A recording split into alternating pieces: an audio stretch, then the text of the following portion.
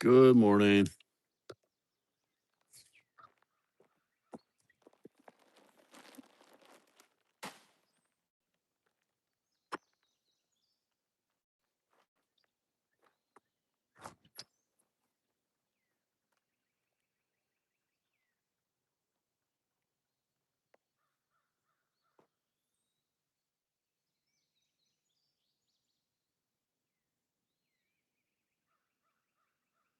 Let's go, Ruth.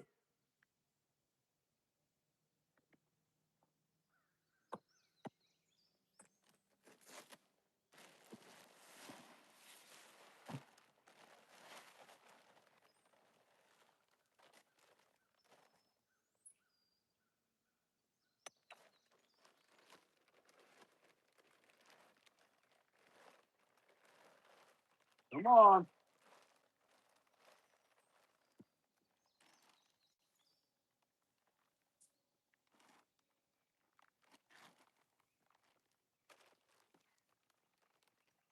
I'm sore today. I'm stiff. They're coming. That's Ruby Sue. Let me show y'all. I've been setting. I've started the corral. I'll get all these posts set, and I need to put a string across here.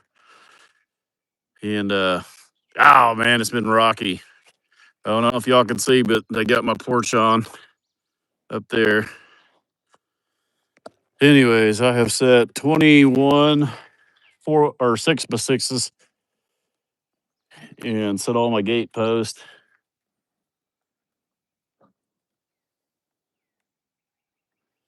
Built my chute, a little bit of it.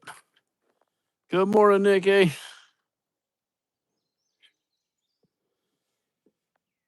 Yeah, I set everything. Howdy, neighbor.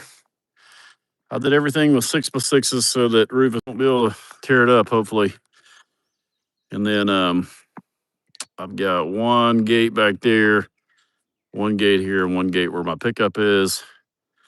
And then another, I don't know how many there is, 8 more 6x6s through there.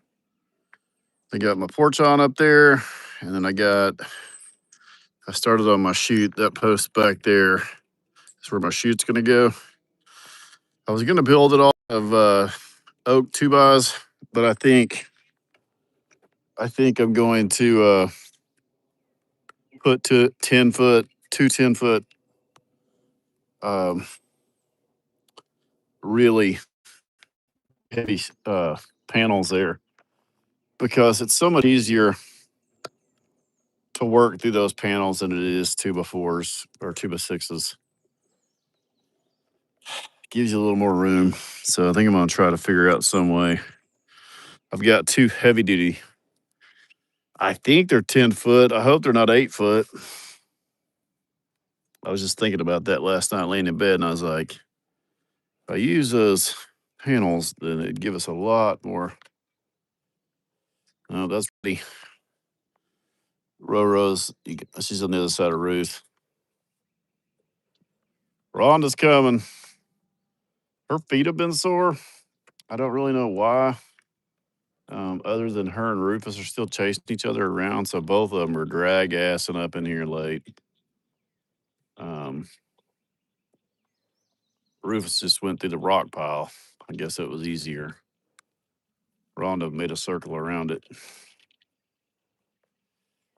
None of them have really been hungry because they've got so much grass. Roxanne has like been overproducing milk.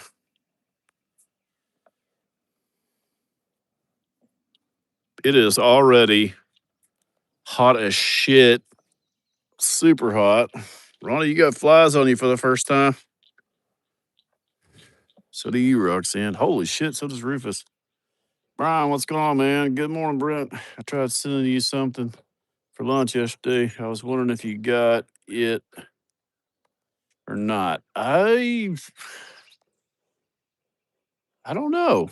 No, I didn't know. I did not get nothing that I know of. But I didn't check my phone much yesterday. I had hired one guy to help me for a little while,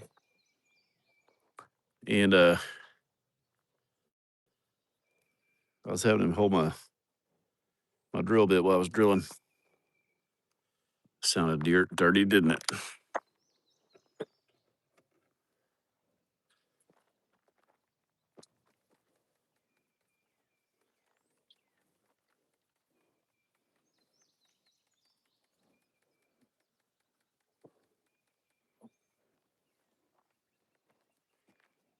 Hagen got me this spray bottle, so I can't lose it. Bullshit.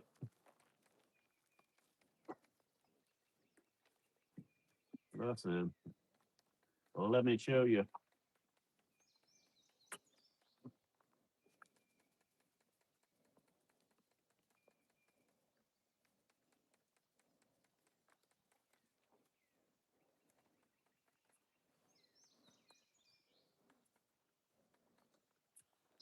For y'all that don't know, this is an oil base pour on fly spray. And because it's oily, if you spray it down their back, it's actually a pour on. Um, it actually will work its way all the way down to their belly. It ain't ever fast enough for me, so I end up spraying them on their belly some. But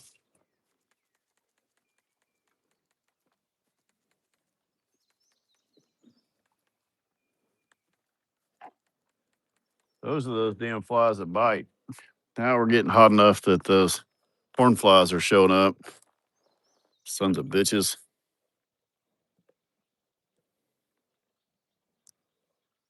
I've heard of people losing cows to the mosquitoes and those biting flies, and just any of these parasites are bad news. So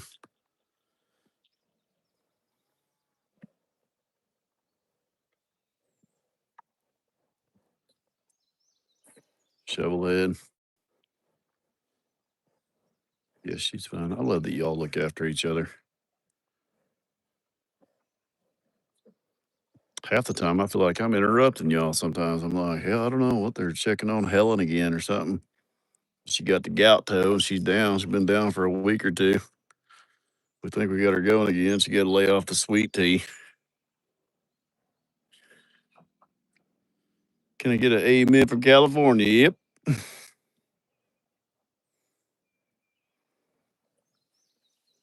Boy, there ain't a, that's what happens when we cuss that wind. That's why I don't do it. Jake, I would volunteer to work for free just to support the channel. I live nearby anyway. Here's a little something towards. Hey, I appreciate that, man. I'll be honest with you guys. I I had a guy that I've known for about 20 years help me for the first time yesterday. And I let very few people come out here, but I really do appreciate it. And in any other circumstance, I would say, come on. But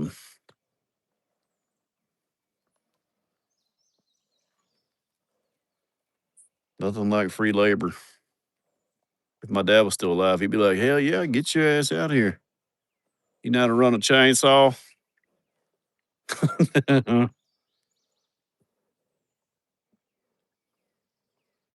Yeah, my insurance lady would shit a brick, literally.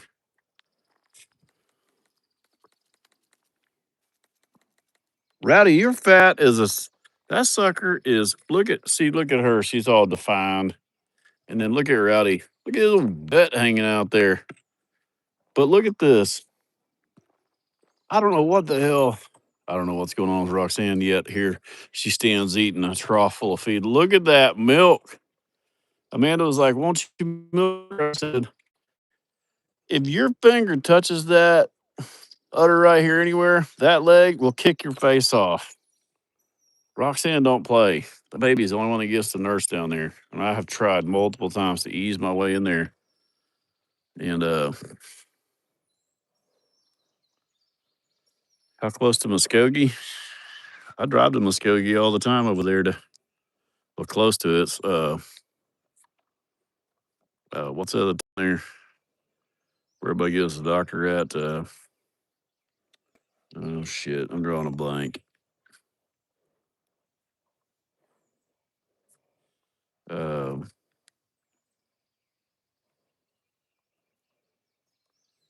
was just in Muskogee yesterday. Telequal. I go to Telequal a lot. Well, not a lot, but we go over there and go fishing.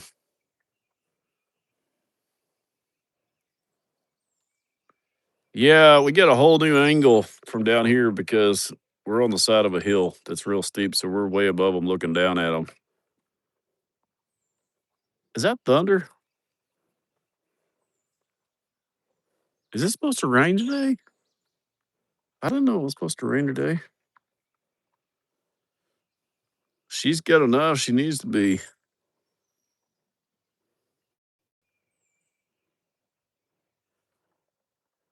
I swear I hear thunder. I mean, it looks a little dark back there. That is thunder. You know what? I don't even care if it rains because I'm sick of working.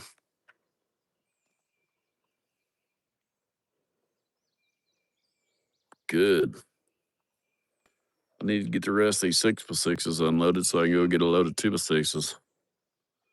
I love those blackbirds that chase Rufus around, follow him around, eating shit that he stirs up. I like the idea that they're fucking with him, and he's like, get out of here. That's what I like.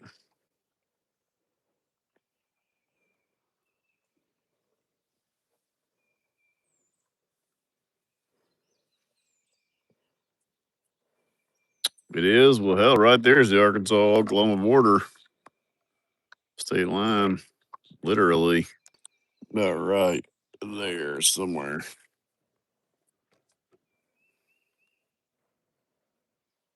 Brent, don't be lazy. Keep working.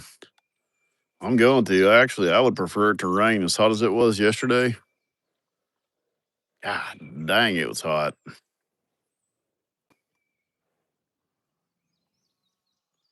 I started yesterday at about, I don't even know what time it was,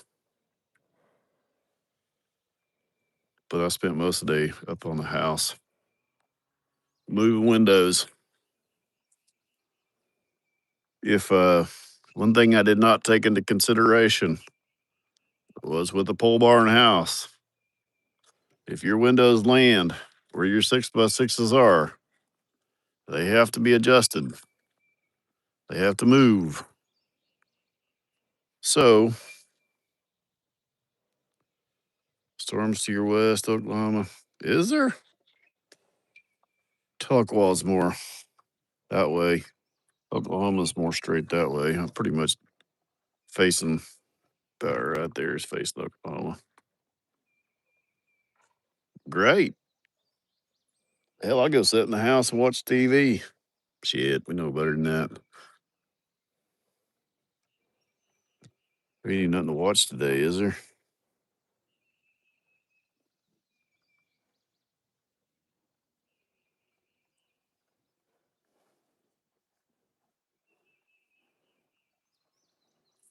I don't know. Brent, have you ever ran into Roy D. Mercer fishing over at Tahlequah? No, I have not actually. Is that where he's from? Wasn't that a morning show radio station to begin with? I almost watched TV last night. I turned it on and was looking for something.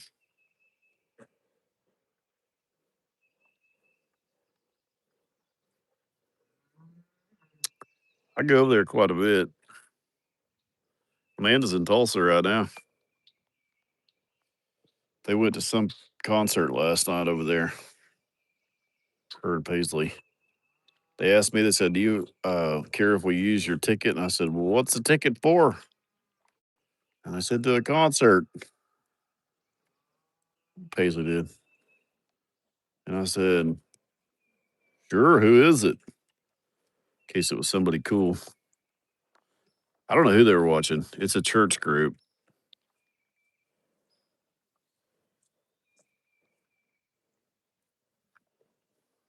Oh, it's got catfish in it. That pond there, it's got a bunch of big ones.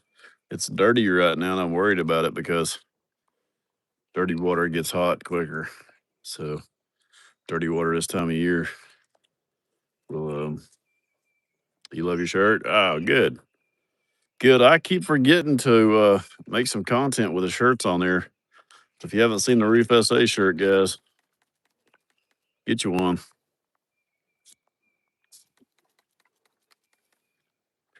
I spent $1,000 yesterday just on 6x6s now.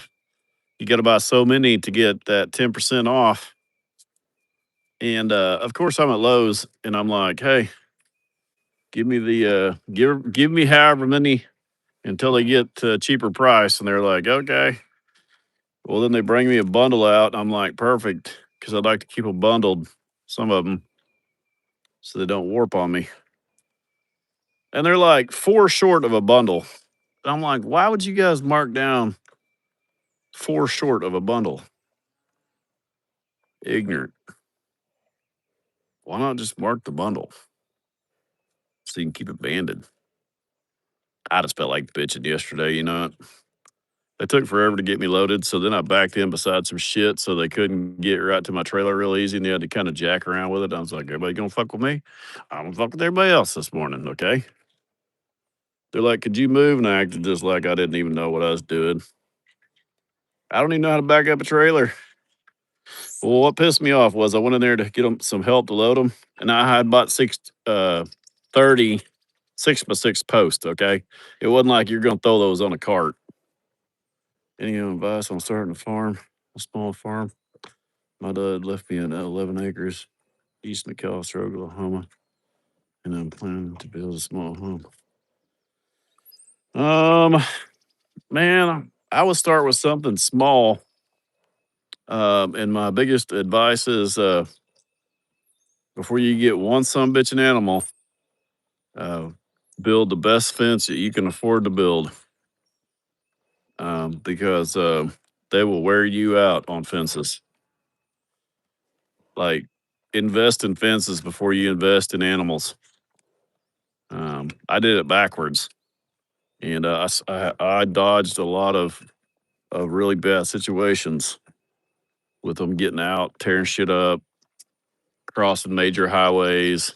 Um, I look back on some of the shit, and I'm like, so stupid. You got to understand though, I grew up. I Rufus grew up with me, so when he was like that big right there, I'm like, hell, 3 wire fence there to hold him. Well, then pretty soon, I was going back through looking through some of my content, and I was like, I didn't even have a fence in some places. It was like 2 wires held up with sticks and shit. My biggest advice is build fences before you buy cows.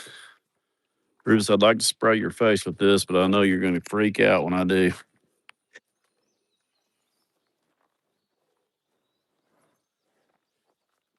But anyways, yeah, I jacked with the guys at Lowe's yesterday a little bit. They actually were pretty good old boys. By the time we got done, we were all friends. We made up.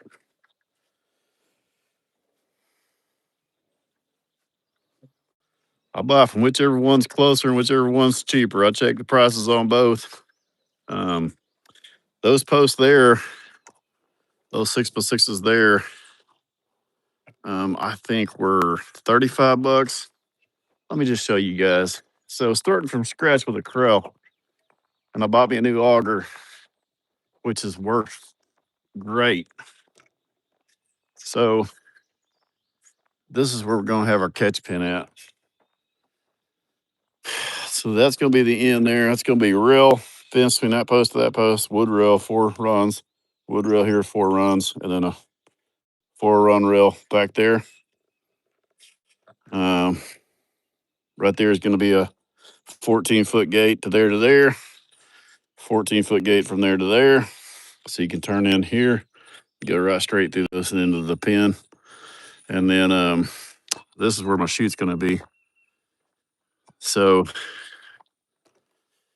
that gate's gonna swing from there to here. And then I'm gonna hang a gate on this one too, across here.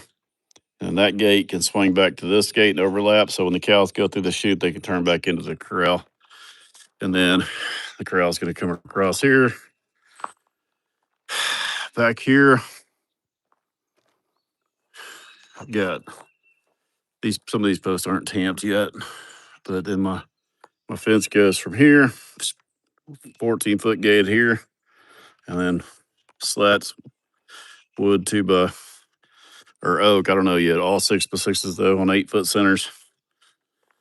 And then right here's where I stopped because I'm gonna build my chute here. I need to figure out if I want to use that steel panels here and there, at least 2 of them, 10-footers, so that. But Rufus is 11 foot long, actually about 12. So he has to go all the way in there before I can block him in. So 10 foot versus a 12-foot bull ain't gonna work. So I may have to do it in 8-foot. So I got a post here and here. I don't know. It'll work for everybody but Rufus. Which I'll be honest with you, I don't plan on trying to catch some bitch often, if ever. Oh man, check out those clouds. It is gonna storm. They're rolling. Where's my other phone at? I'm probably getting a tornado warning or something right now. Nah. Check that out though. Can y'all see them clouds up there spinning? I just hope it cools off. It is so calm right now. I got sweat running down my butt cheeks right now. If anybody wouldn't know that. Good. Let her rain. I'm gonna work in the rain. It was so hot yesterday. I'm burnt. I mean, Rowdy is a chunk. I mean, look at him compared to her. But then look how much milk she's got. And I was like, oh yeah, the other day, guys, my phone died because it was hot. I didn't hang up on y'all. Matter of fact, I can still see y'all talking shit about me on here. So think about that. I seen everybody say that stupid lazy bastard probably didn't charge his phone. Probably don't have his power pack. And I was like, I can read. I'm here. And y'all were like, fuck it. We'll just keep talking without him here. I was going, well, you know what? Typically they ain't wrong. Ah, that's what you call when you ever heard the expression pissing on raining like an old cow pissing on a flat rock. Yeah, get in there, Roof. Well, there's what it looks like. Let me go grab my other phone here.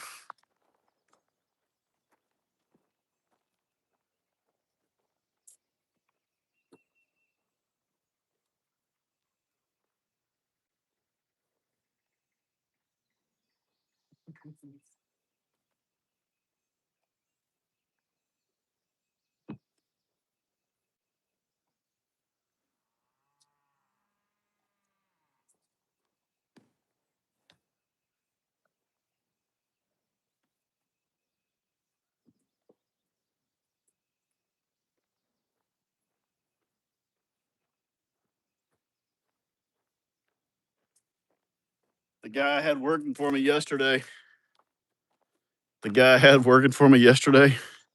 I didn't bring my water jug.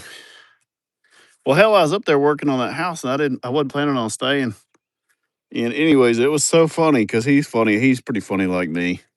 I don't know if he wants to be on live or anything, but next time he's out here helping me. When I first met him, I thought his name was Danny, and he didn't correct me for like 3 or 4 days. So I call him Danny. His name's Donnie. I mean, the name for out here working on a fence with somebody. Anyways, he's like, man, you got any water? I didn't bring no water. I didn't even know I was going to be working out here. It was kind of like one of the deals where you just rope somebody into something. And I said, yeah, I got some water in my truck. It's one of them bags or one of them, I guess it's a bag of water. Anyways, that water was nearly, it was so fucking hot. So I gave him one. He goes, Hell, I don't need to make some damn noodles. I need something to drink. He goes, he just handed me a boiling water. I said, well, hell, it's better. It's wet. And he said, I've never drank water that dissolved in my mouth. And I was just rolling laughing because all I had was a can of Pepsi and another bottle of boiling water.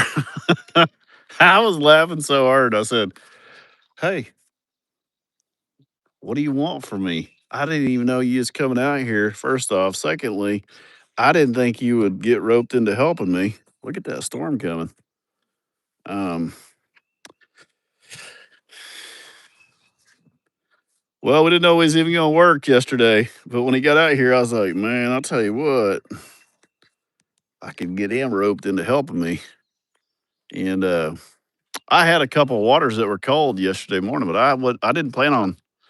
I did plan on it. I just didn't bring none with me. I'm just ignorant, actually. But I didn't know he was coming. Otherwise, I'd have helped him out some. Yeah, it's a pretty good looking storm right there. As hot as it is, could be a dandy. But anyways, I thought it was so funny. He was like, "Hell, I didn't want to make noodles. I was trying to find something to drink." Well, I got a well at the top up here at my barn at the top, but it don't make much water. It only make about 50, 60 gallons of water. So if you leave it running for very long, it's done. But it's good cold water. I say that. Hell, I don't know. Anyways, it was a lot colder than what we had. It was cold. It's out of a spring down there. And I hauled him down there and got him lubricated so he could get back to work for a while. He was running that shit out on his head and everything. I was dying because I was like, hell, I don't mind boiling water. He goes, it's been so damn hot in this plastic, it tastes like plastic, kind of. I said, what else could I do for you, dude? Like, you're hard to satisfy. And cracked me up. Well, he was moving better. You know, I get carried away working, and I see stuff start to take shape. Then I just keep going. I don't eat. I didn't leave here. I got here at 6:50 yesterday. Ran to Lowe's, picked up that bundle of 6x6s, came back, and I didn't leave here till I don't know about 7:45 last night. Well, I look over at old Lonnie, Donnie, and Ronnie. That's what I call him. And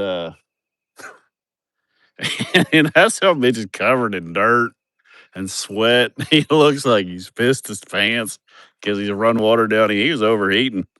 I said, "Hey, you okay?" And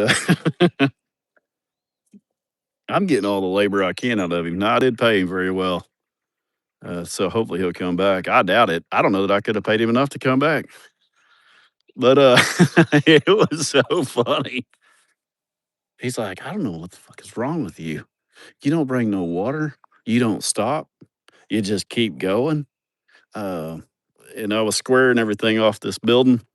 Well, he's a real good framer and real good carpenter. But I wanted all this to flow straight with that building, squared on that end, squared on this end. And this son bitch is he's good at what he does, and he had all the tools with him. But he marked this out. But I'm really weird about the way stuff looks. I want it to look really true and straight. Well, he spray painted my post layout. But when we got down to here, to be 16 foot for my gate to work, my post need to be there. But he's like, you need to put another post here to take off with your fence. And I'm like, I ain't setting a 6x6 post 2 foot from that son of a bitch right there. It's a $40 post, boys. Well, he goes, well, I don't know how you gonna stretch that son of a bitch on that end 2 foot. And I start dying laughing. And I said, well, let's put that son of a bitch there on the other end where nobody can see it behind one of them trees down there. And we'll tell them it's just an optical illusion. And he was like, fair enough. So, anyways, we got them. That's a lot of posts. Those are all set in the ground about 30 inches just demons. Nobody likes to. Amanda goes, you know why nobody helps you? Because nobody wants to work for an asshole. And I said, that hurts me slightly. But if you ain't tough enough to keep up, but see those two right there? He got me lined up straight though. That old boy, he is good. He really is. Um, I hope I paid him enough for helping me. This water starving him, burn him up. He was sunburnt, everything else. Now he works his ass off every day. But I think typically he has water. I think that was the problem was. Nikki said, be sure to take some water with you. And I was started dying laughing. Let me see if y'all can see my porch. Look, they were able to do this gable end. Why is this sumbitch shaking like a wet dog? Dog shitting peach seeds. They were able to get my gable end. There's my finger. That gable end done and my porch done. God, I I crushed that finger. And my fingernail doesn't grow. I don't know if anybody, the whole side of my fingernail doesn't grow on there anymore. It kind of runs off. Anyways, um, and it's a little crooked, but they were able to put that gable end on, put that on. But what I didn't plan for was the windows. So when you're building, why do I feel like my finger is so fucking ugly? It looks like a fucking witch's stick or something. So what I didn't plan for though was those windows landing on those 6x6s. We're gonna get rained out in a minute, so you guys better ask every question you want. I didn't. Now I had a lot of comments on Facebook, and if you guys could help me on there, because people tear me up on there. This one chick goes, "You're gonna have dirt floors in your house? Oh shit, we got a fucking bar now. We don't get rained out no more, boys. It just hit me." Who's the dumb one now?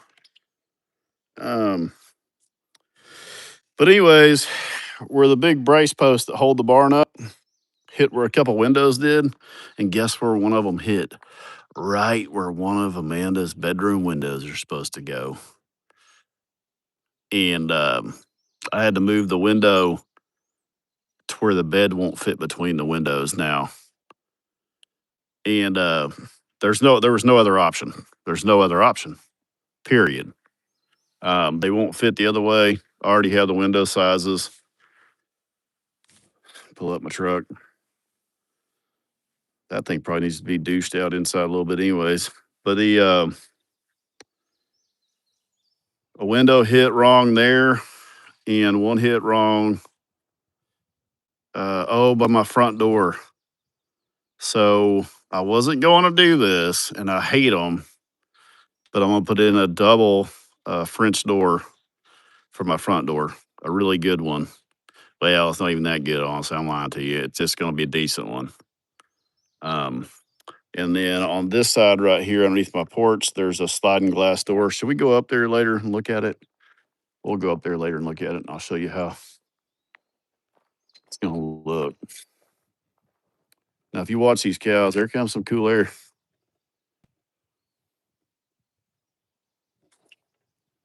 It's getting really big up there. Our house right now is an old ranch style house. It's long. Won't y'all go somewhere else that is underneath these trees somewhere?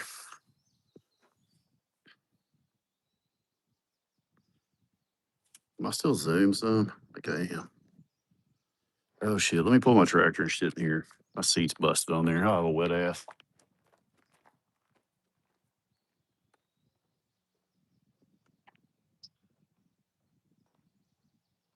Can I have a bar?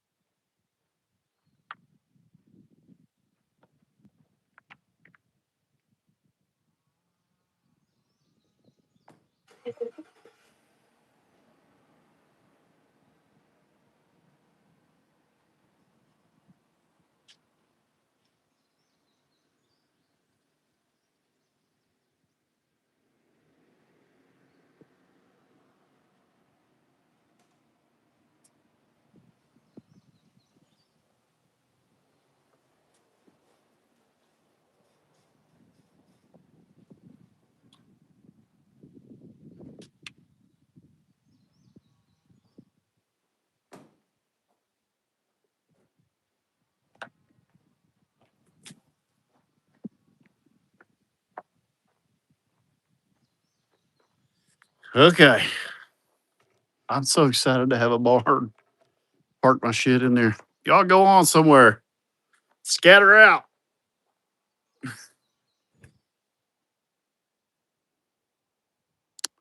What that say is the ETA? It's a ET. I don't know what that means. Hey, from Canada. Newfoundland. I don't know if Foundland.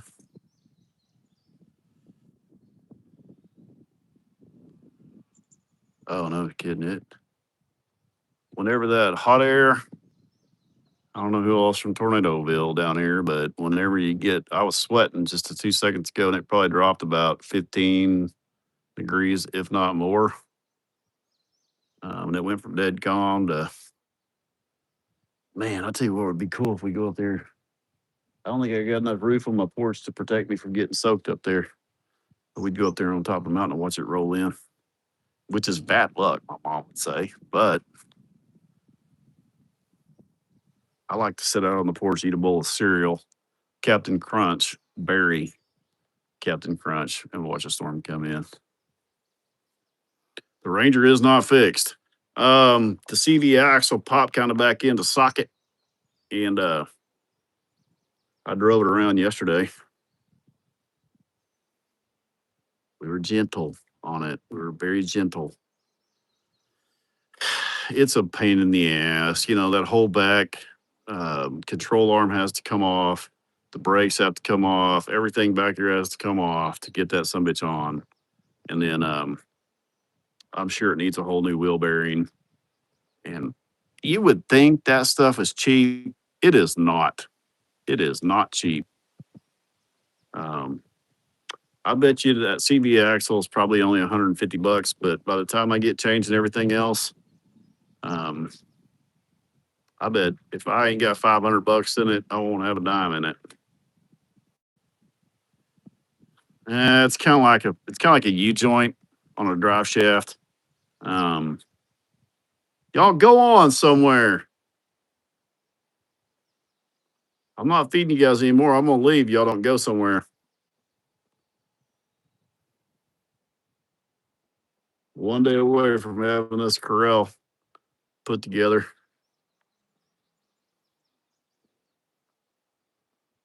I don't like to see my cows gathered up when a storm hits. I like to see everybody scattered out.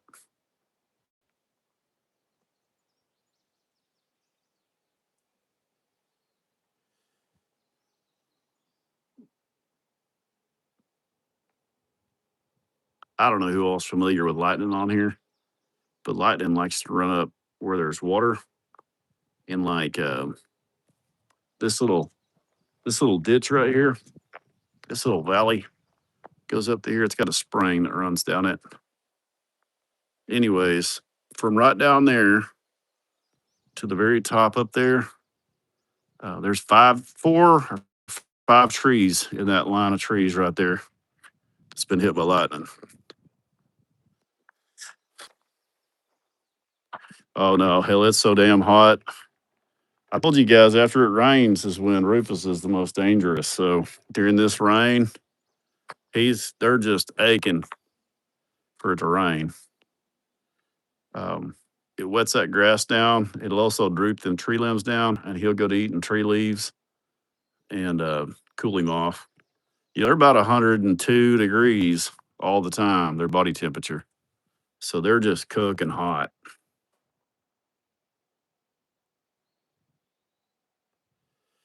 Oh Oh yeah, lightning plays no games.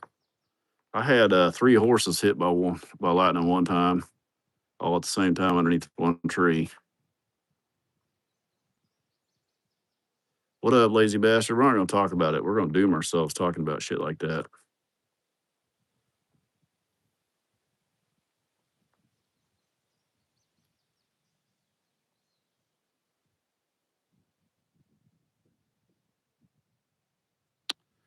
It was a bad one. The thing is, guys, I'm not a giant. Like, I love my horses. They're my pets. I love them just as much as I love my dogs and my cows and everything else. But I'm gonna be honest with you, horses um, are just hard to keep. They're expensive. They're hard to keep. Um, I do love riding my horse. I got one horse that I don't like. His name is Porter. He doesn't even belong to me. I wouldn't say I don't like him, but he's kicked 2 of the heifers and almost broke Rosie's shoulder and almost broke Roxanne's shoulder. If he had shoes on, he would have. Um, and I took him in, and that's what happens. You take a bad horse in, and they end up costing you a bunch of money because you think you're going to fix them. Well, he needs to go to somebody else's place besides mine because he'll teach other horses bad things too.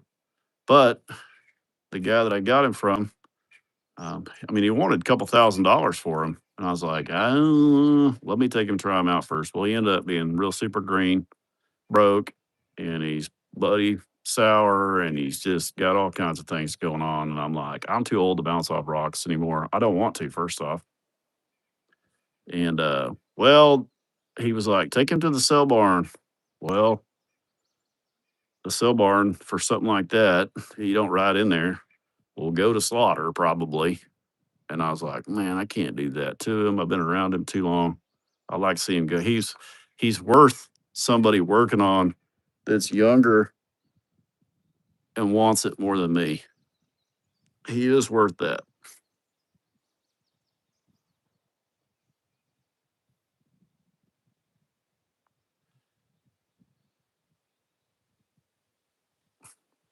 So, anyways, I've had him for 3 years now. Talking about the same thing, cussing him. Yeah, they end up will cost you something really good in your life for some reason. Horses are known for that, and they will cost you something for trying to take up for them. A bad horses.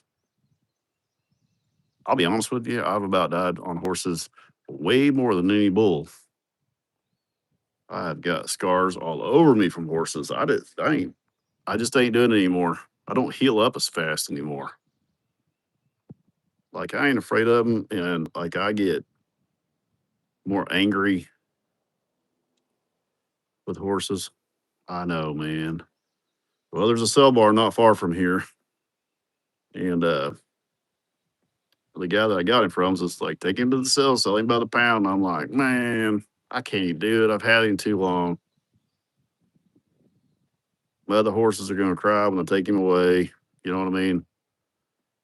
Here I've told you guys right now, so something will happen to somebody. He already about broke Roxanne's shoulder, and I threatened that weekend to him no longer to be living. And then I didn't know what happened to Rosie. Rosie come up limping real bad. I've always had my horses with my cows, and when I got him, Rosie come up limping real bad. She could barely walk, couldn't even support herself. And I was like, what the hell happened to her? And then I caught him come up to run the cows off a round bell and kicked Roxanne in the front shoulder and done the same exact same thing. And I went, you son of a bitch, they're the ones that kicked that other one.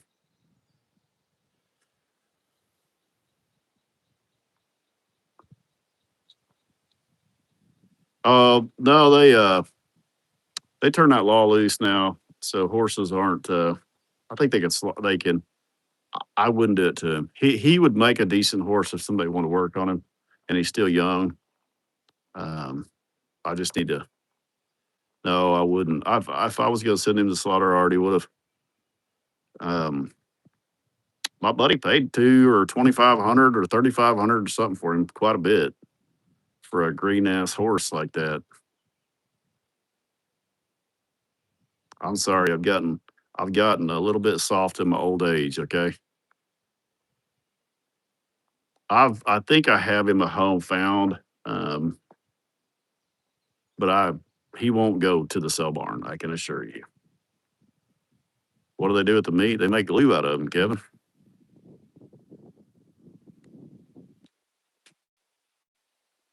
I've had him too long, and he was mean to Freddie, my old horse, and I still can't suck it up. Yeah, dog food. See, they outlawed it in Arkansas or outlawed it in the U.S. There, they made a horse the same as a dog, a pet, so that they were under the same guidelines. So your ass would go to jail. He was mean to Freddie, which I say that a lot, so that it gives me the drive to find him a new home.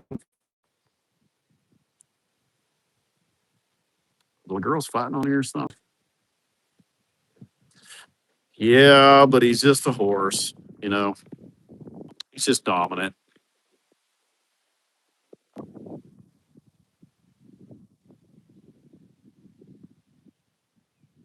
I can't take care of him. Oh, I don't have no problem taking care of him. I mean, I know what you mean, but I know I've got a friend up here on top of the mountain. He's got about 10 horses, and I've been joking with him. I'm gonna kick him out in that field with them horses. So he'd have, and them boys there are still pretty young and ambitious on breaking stuff. So I honestly think if they get him and ride him and I think he might be something underneath there. But I'll be honest with you, until I get me a good circle pin made and shit, boys, it's rocks out here.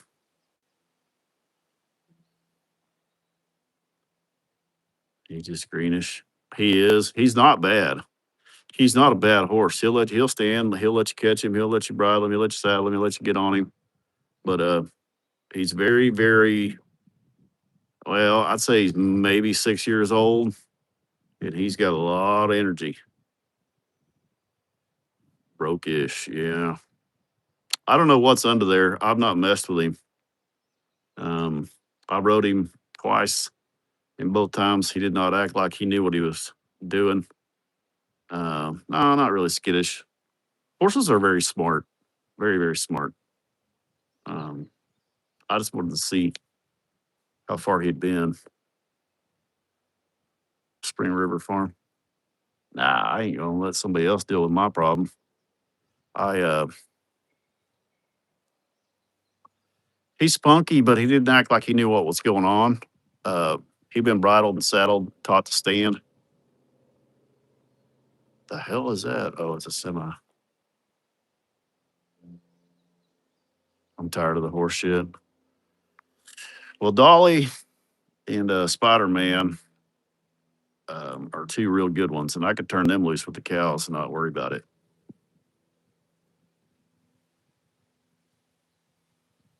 Hell, I may get ambitious one of these days and finish him out. You never know. He ain't causing me no problems right now.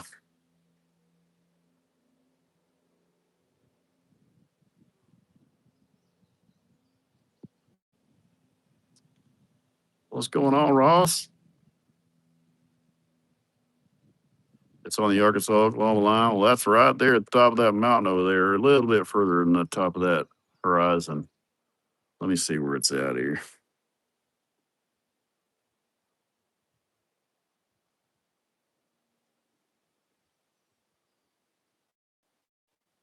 Why is my damn location not showing up?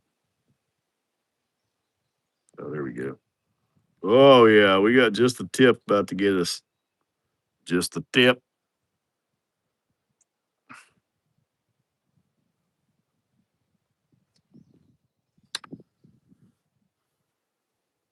I don't hear a lot of thunder in it. Well, it's not a bad view. I appreciate that, but um,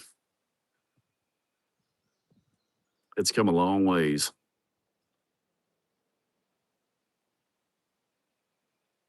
I get all these posts set.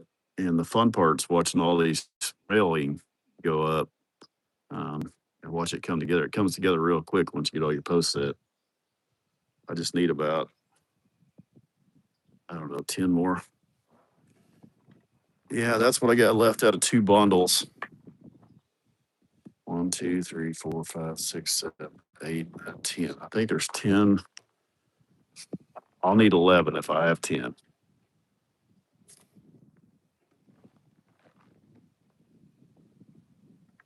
It is green down through there, isn't it? I was watching old videos last night, and I'm gonna make a couple. I'm gonna go back and forth from wintertime to pre-bulldozed, and then after the bulldozer, and then before the barn, and then after the barn, and piece it all together. How far it's came since December. This was, we were standing in the woods. We were standing right here. Was standing in that right there, just like that right there. This whole side from here straight down through there. It's just like that over there. That's my property line right back there. That wood line. That's my property line. Y'all getting a lot of.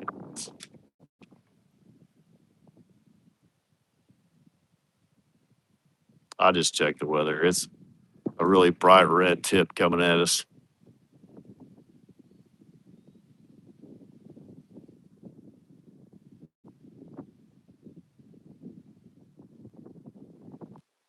Hey, I have a barn to be in now.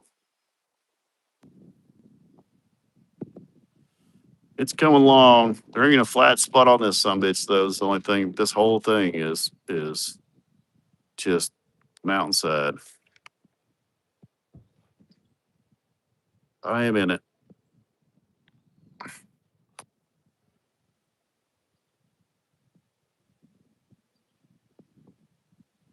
Rowdy, he's laying right there. You can see the tip of his head. Yeah, I like my mountains. We're down kind of between the Ozark and the Boston Mountains. The Boston Mountains are the tip, same mountain string, but it's pretty neat if you ever look up the Ozark Mountains. If you like to see what they say about it, these are the oldest mountains. I think, from what I gathered, some of the oldest mountains, if not the oldest mountains for sure, in North America. They're just weathered down. Apparently, at one time, these mountains were just like the Rocky Mountains, super tall, super sheer cliffs. Well, thank you, Barbara. It's pretty interesting. These mountains are different.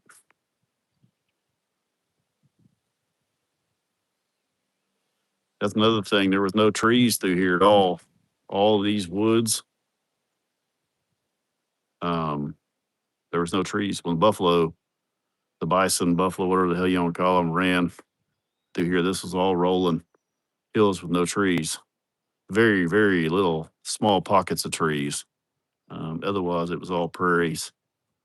That's something crazy to think about. There's actually more trees in Arkansas right now than there's ever been.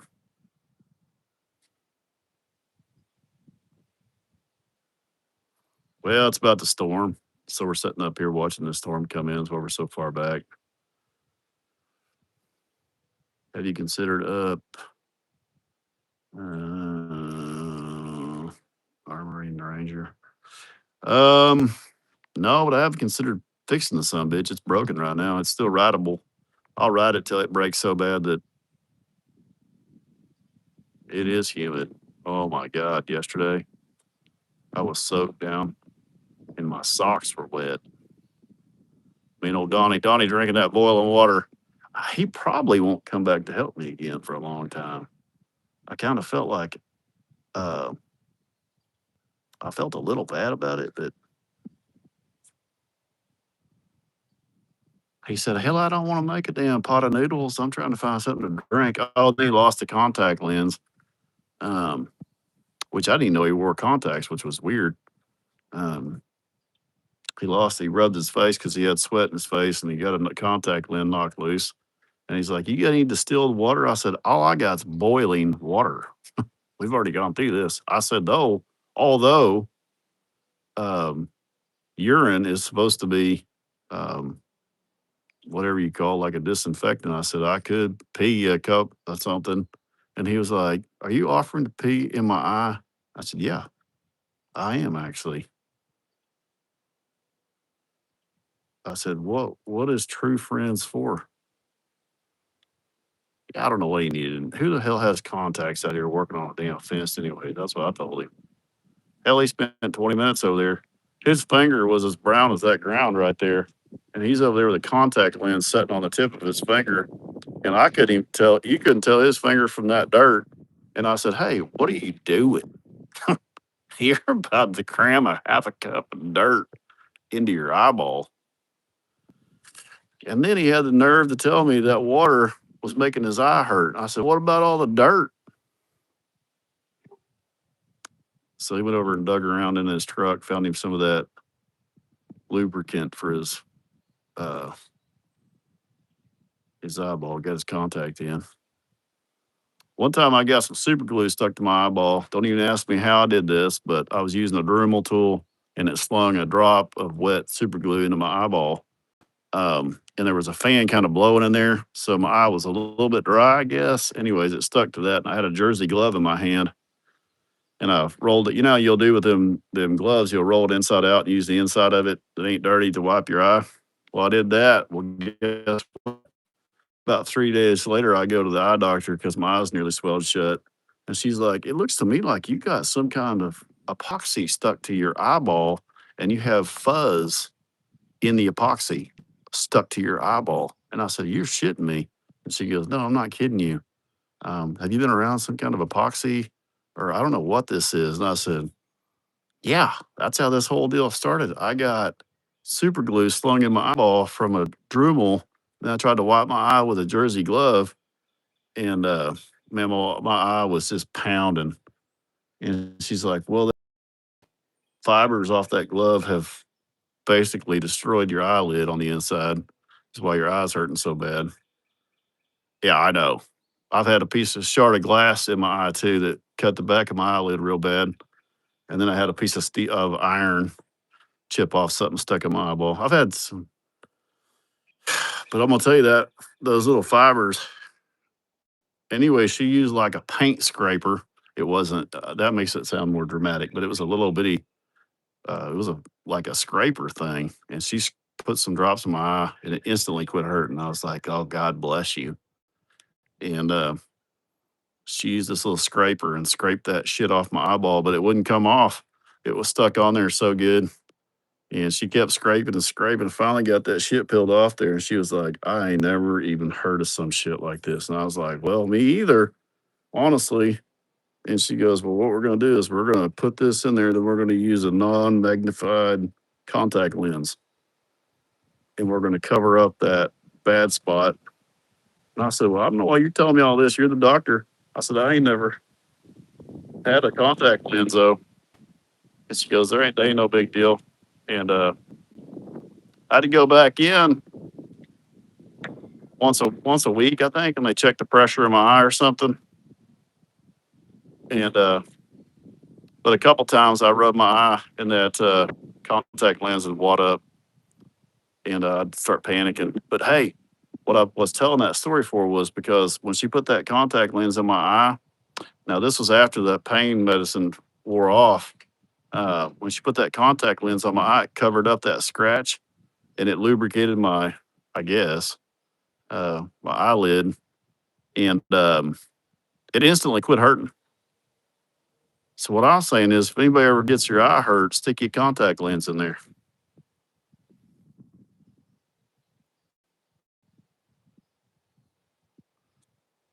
That's all I'm saying. I'm no doctor. I don't know, but she was like, "What in the hell?" Clear piece of the worst was that, but the second worst was a clear shard of glass broke, popped, stuck in my eyeball, and then they put that dye in there, but they couldn't see that glass because it was clear. Whew, that was a good one. Yeah, don't do that. If I could recommend something, don't get a piece of shard of glass stuck in your eyeball or super glue. What was the other thing I had? Oh, a piece of iron So the piece of steel, um, nobody wants to hear this shit probably, but the piece of steel rusted some and it made a little rusty spot on my eyeball that took about 2 years before that rust come out. Wear safety glasses, folks.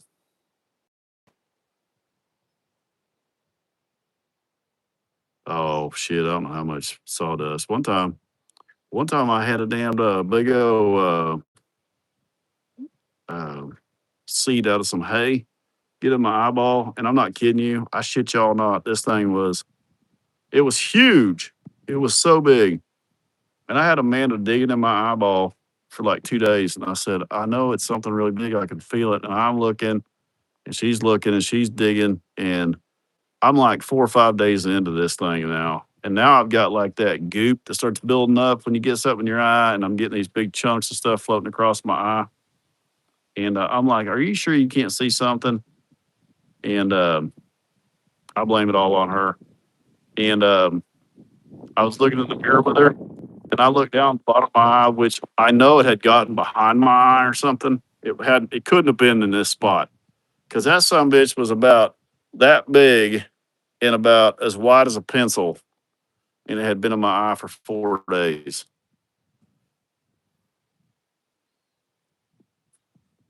I don't know why I can't see very well out of that eye nowadays. You know, it's all the same eye too.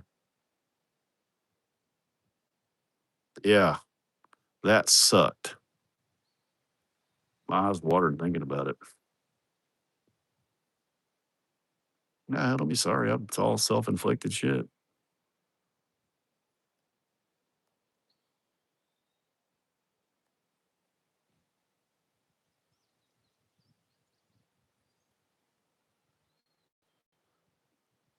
Where's the rain at?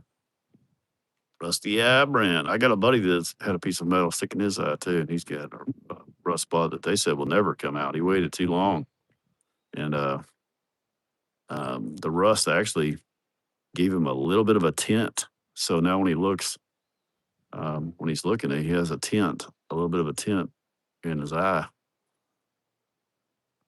I said, "Do you get like a free tinted window eyeball?" And he's like, "Yeah."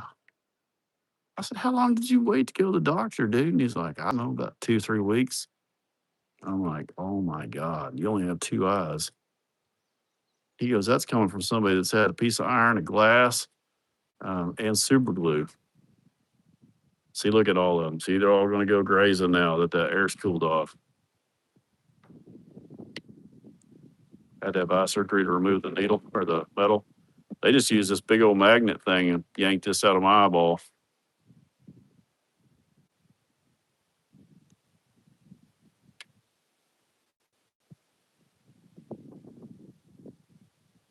My dad had a glass eye from shooting a BB gun, and it hit a old rusted can in dirt, sent a piece of his eye. Man, the BB guns have been known to remove some eyeballs. Oh, hell no, it ain't missed us. It's cooled down 25 degrees. It's right there. It's right there. Why is my old lady texting me? She said, no sleep, worst ever. They're at a concert over in Tulsa. I made that wiener dog a little ladder last night to get in bed with me, and she was, although this, y'all will find this a little bit weird, but she had snuggled up behind me.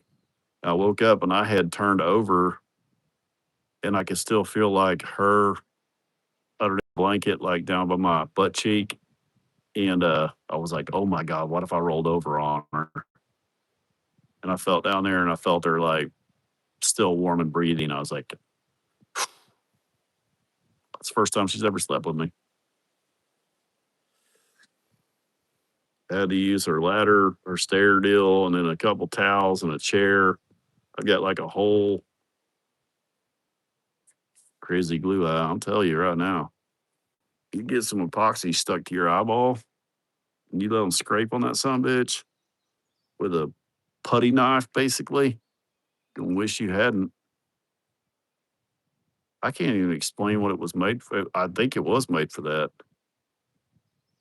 I know the eye doctor was like in such shock like she was bringing people back there to look at it and shit.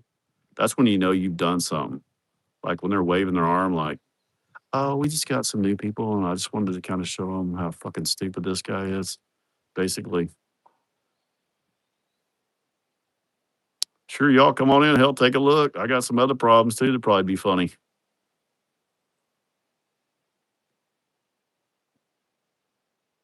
There's nothing like it when they start bringing other people in.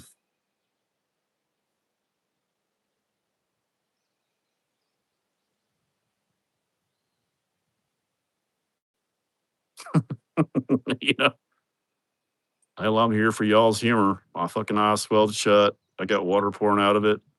Anybody else want to see it before we fix it?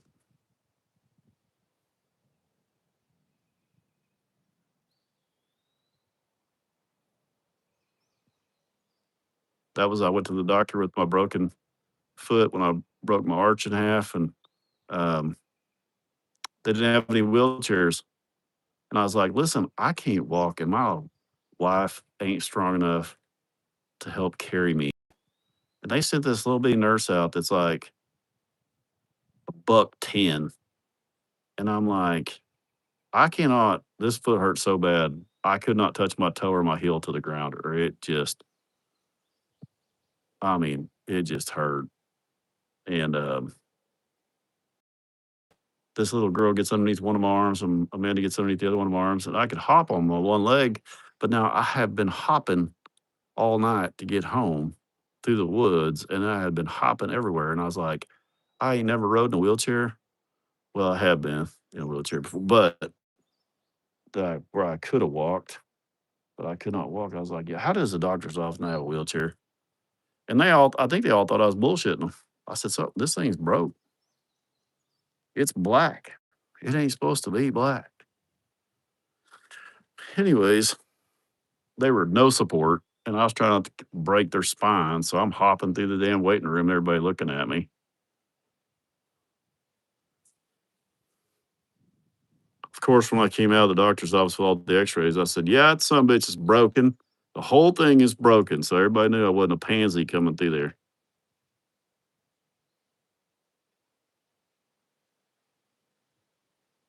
There was no walking it off, man. It, God dang, it hurt. That was the worst thing I've ever broke. And I broke a lot of things. The arch of your foot, like, I don't know what those bones are called. I could have told you, but where they pivot off another bone and they run down to your toes, it broke them all off that. It's kind of like your hand like that.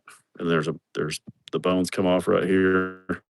It broke all five of them all the way across my big toe too. If they break off too smooth to that, they got to go in there and put plates on every one of them. I think they did a couple of them, but not all of them. Whew, did it hurt? I was like, it'll heal. My doctor goes, hey, Brent, I don't know if you know this or not, but if those separate and stay separated, your bones will dissolve in your foot, and you won't have any blood flow to your toes, and you won't have any more bones running your toes. And I said, okay, you have my attention. He said, so we're going to have to plate some of these, and we're going to have to let some of these uh, grow back together. And I said, okay, let's get her going. He said, your toes will be like a piece of rubber if this bone doesn't go back.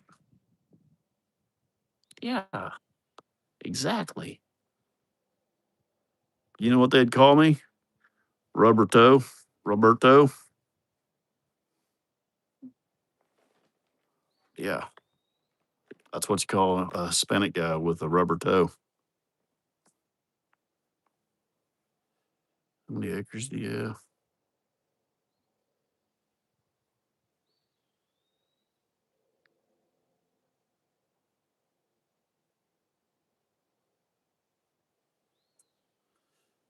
Yeah, I was able to have a lot of the stuff removed out of my foot because it all grew back the way it was supposed to. You can still see all those breaks though. So we go back in and they take an x-ray of my foot and I'm staring there in the waiting room staring at these x-rays. And this is after like 4 or 5 months of it healing back.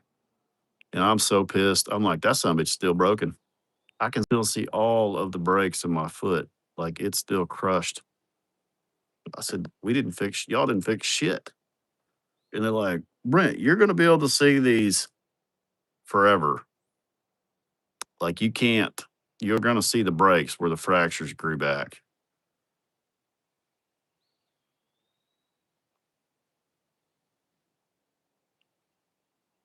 And I was like, well, somebody could have told me that to begin with.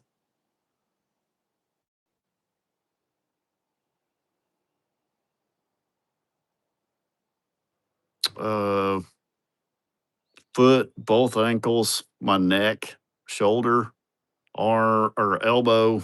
It's all been in weird spots. My shoulder, collarbone. Um, I don't know how many toes. I don't know how many fingers. And my hand, I don't know how many times. Um, I'm talking about broken. Like I looked at my hand one day like this, and this finger right here was upside down. The fingernail was on the bottom, and I was like, "Well, that ain't good." It works fine now. It broke it way back up in here, right in there somewhere, and then the whole thing spun over. I went to grab something, and my finger went this way because it was upside down, but broken. Hmm. And then I broke 3 toes on my right foot at one time, and they one of them turned over too. I don't know if y'all have ever seen your toes upside down, but it looks like a Vienna sausage, and it just wiggles. Yeah,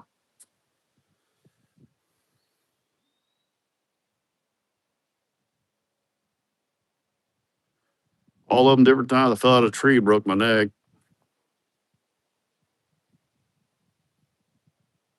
Um, the neck was one of the worst because it not only broke my neck, but it tore the muscles on the whole right side of my neck. It tore the muscles loose. Um, so like, if your head's like this, um, if my head tilted this way, I could pull it back. But if it tilted this way, I couldn't pull my head back up. So once I got the halo off, my head, if it fell over to my left shoulder, I couldn't straighten my head back up. I literally would grab a hold of the hair of my head to move because it didn't hurt so bad until that stuff healed back. I would literally get a hold of, I would be talking to you with my hand on my hair like that, holding my head. Such a dumbass. Can you imagine talking to me like that? What are you doing? Well, trying to keep my fucking head from falling off right now. Thank you. You know, you kind of look like Frankenstein because you got scars on your forehead and shit. I'm sorry, I missed the question.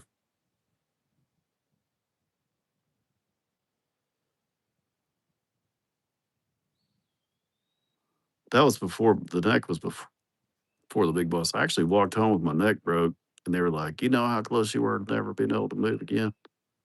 And I was like, "Actually, no." But when I fell out of that tree, it collapsed one of my lungs, and I couldn't breathe. And I was more worried about breathing than my neck at the time. How what? Breathing is an essential. You need to be able to breathe. Ain't none of these stories made up. You need to breathe. We can all agree on that. You ever been hit in the belly and have somebody wind you? Imagine that times about 9 million.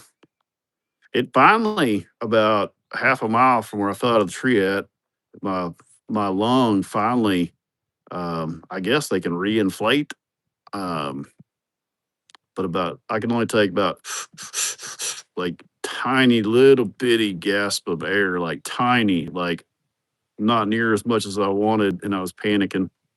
And finally, about halfway home, I was able to take like a mouthful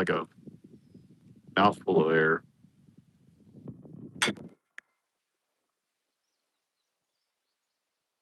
That was more terrifying. Hey, but I'll tell you something. Y'all probably experienced this. This was probably one of the most scary things I've ever had happen to me.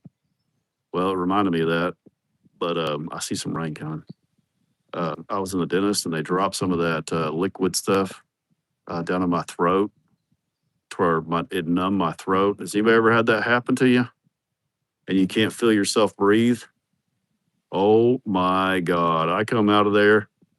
Um, I don't know if anybody's ever had that happen, but if they drip that stuff in your throat, um, it the stuff they squirt in there to numb shit. Um, yes, happened to you, Elizabeth. Was that not the most terrifying thing? I come up out of the chair, knocked the light off. They had the sucker thing in my mouth, and I was like, could not. You cannot feel yourself taking a breath. Woo, hoo, hoo, hoo. They did not know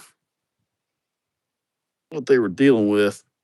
She got out of her mouth like, and she's super great dentist. I love her. She just about got it out. Like, don't pat.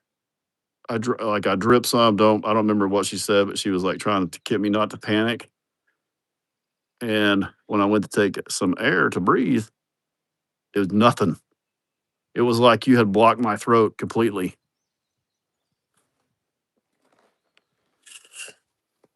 No, it's all this is self inflicted. None of this is anybody's fault but me. Oh, I flipped out, man, Brandy. I'll tell you right now. New fear unlocked. From then on, man, I'd keep my Googler slam shut back there when they were giving me those shots or whatever. I'd be like, don't try to breathe while they're doing that. I lost my cool. I knocked shit around. There was shit flipping around in there. I'm sure some people. It only lasted for maybe 5 seconds, maybe. I was like Rufus in a head shoot in there, and these little bitty girls in there trying to tell me not to panic, and I couldn't breathe. I'm gonna panic if I can't breathe. You just shut some switch off, is all I know. That's long enough. I'm telling you, it may not even been 5 seconds. It may have been like 2 or 3 seconds. I'm gonna tell you, it was the weirdest thing.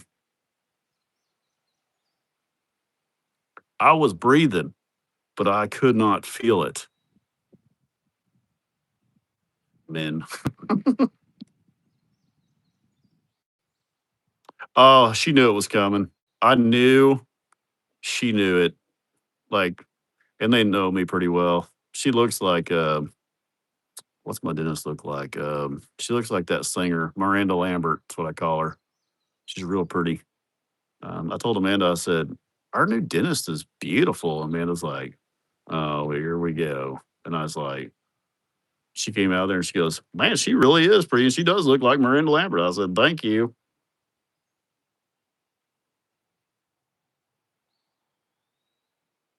And then she said, don't look at her again or I'll punch you in your fat head.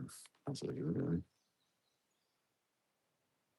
I said, you can't help but look in those pretty blue eyes looking up at you with that mask all the way up to her eyeballs. She's like, enough, too far, too much.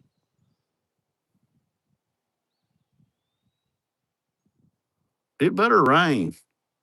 I'd like to work in mud today.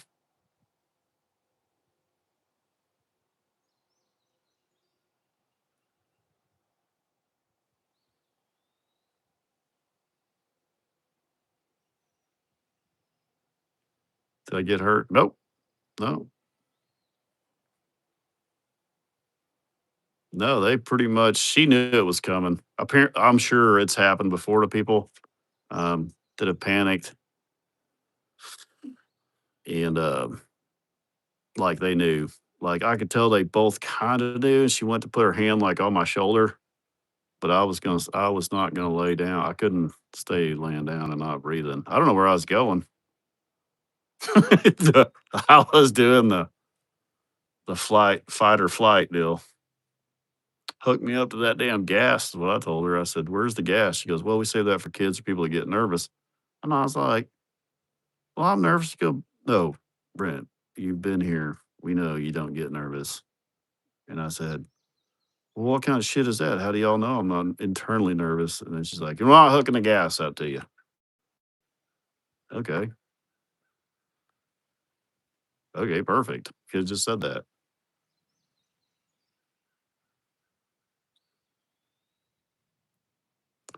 Brent, what's your actual trade if you had to fall back on?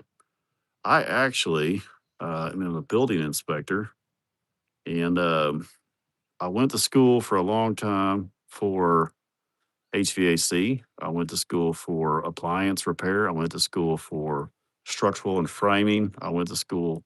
Um, I apprenticed some in plumbing. I pretty much did everything to build buildings, and then it just kind of kept going.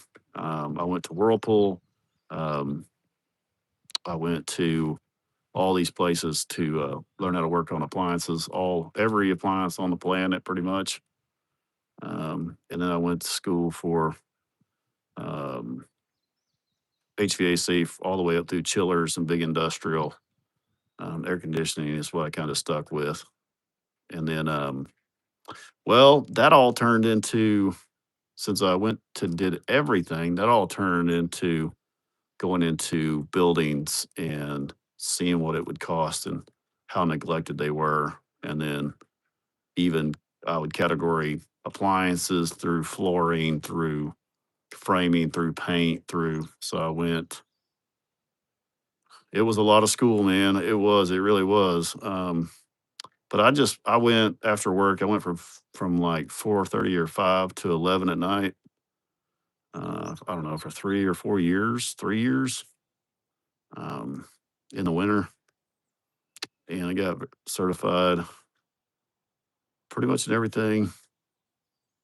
I mean, I'm behind a little bit on appliances because I didn't go back for the new stuff, which all the newer shit is, as far as the electronics is all circuit board shit now. So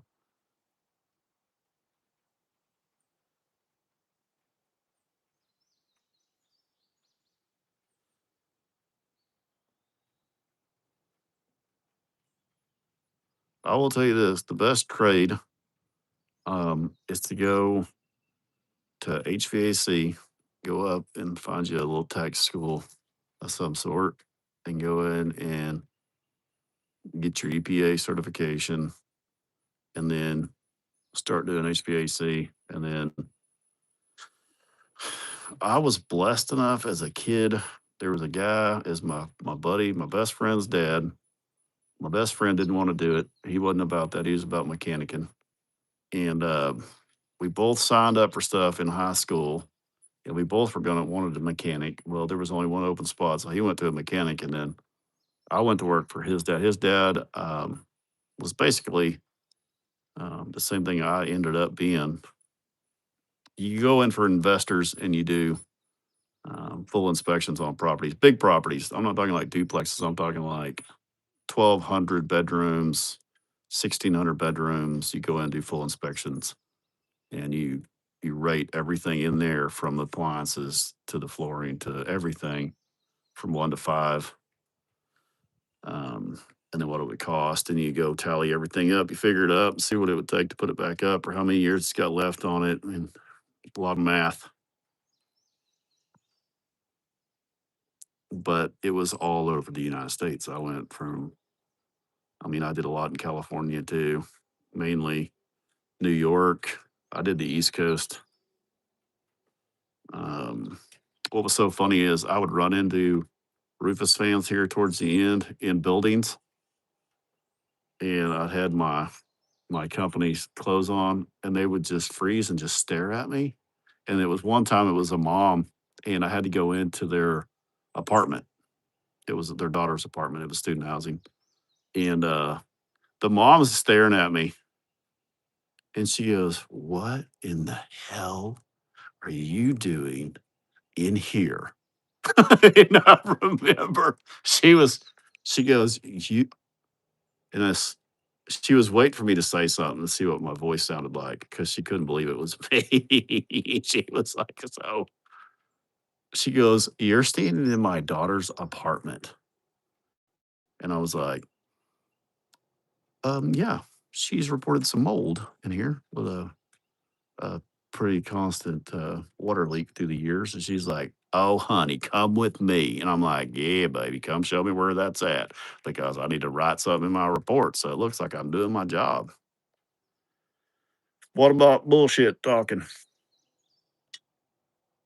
Oh, yeah, I was good at it. Um,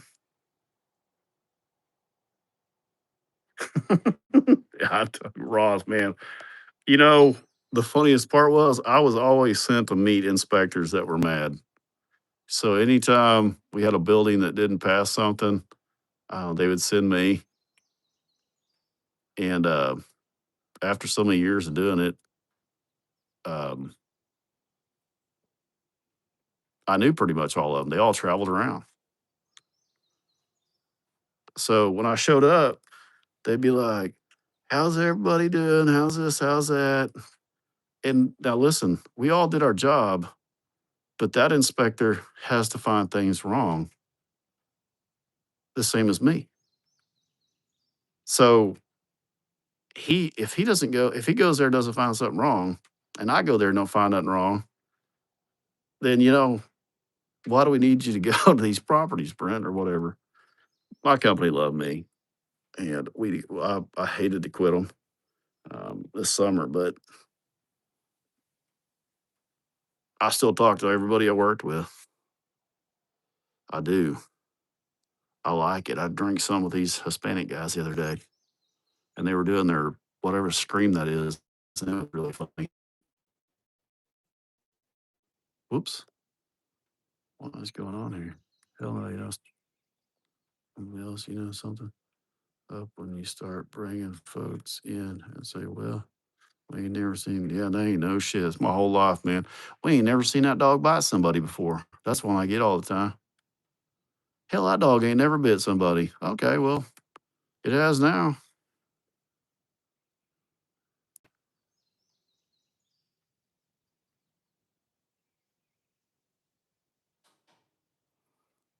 Yeah, and the problem was though, being the guy that knew everybody was, they'd call me and be like, "Can you be in Rochester or Syracuse by tomorrow afternoon?" At like 9 o'clock at night. Well, then you're gonna be in a center seat on a flight. You're gonna be in the back by the shitter, and you're probably gonna miss your connection. And you're gonna have to do a lot of running, and you're gonna have to pack really quick.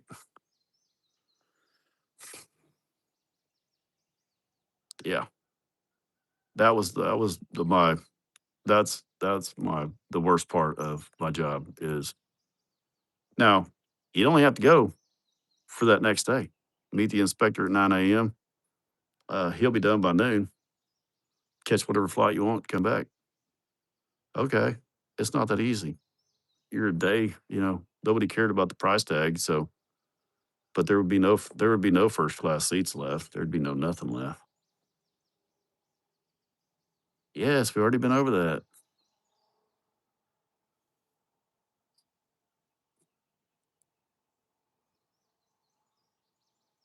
People think that traveling shit is all fun and games, but boys, it is not. It is not fun. I enjoyed being there. I enjoyed being here. The in between part, terrible. I flew American for those years, and their hub is Charlotte. So for me to get anywhere on the East Coast, I'd go through Charlotte pretty much. I know that airport upside down and backwards. You were scared. Why are you scared? Oh man, there's nothing worse than being in a center seat flying to New York. It's that trip right there is it's 2.5 hours to Charlotte, and it's another hour and a half. Plus, you lose an hour to New York. So you're you're all day. That one's all day. By the time you get there, they did the rental cars really picked up. You just walked out of the airport right into a rental car. You didn't even talk to anybody. Then gone.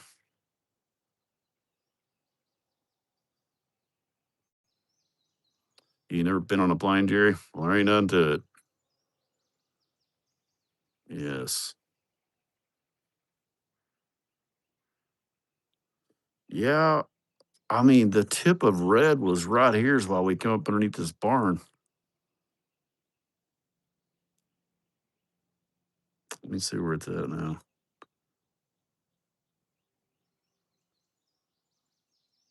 It must be going. Oh, it's right on the. It's right there. It's all the way across to the south of me. I mean, well, that's good. At least it cooled it down. Let's go look at the house, and then we'll.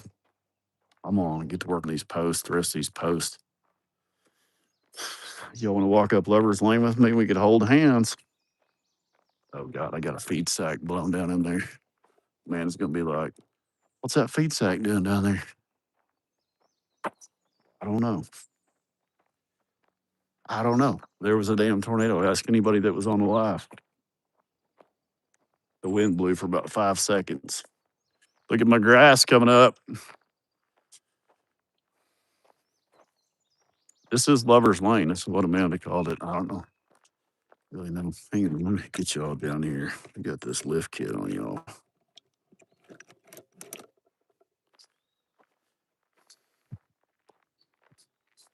There's a Springer out here that pretty much runs water all day, every day. Pretty convenient, right in the middle of my road. You know it.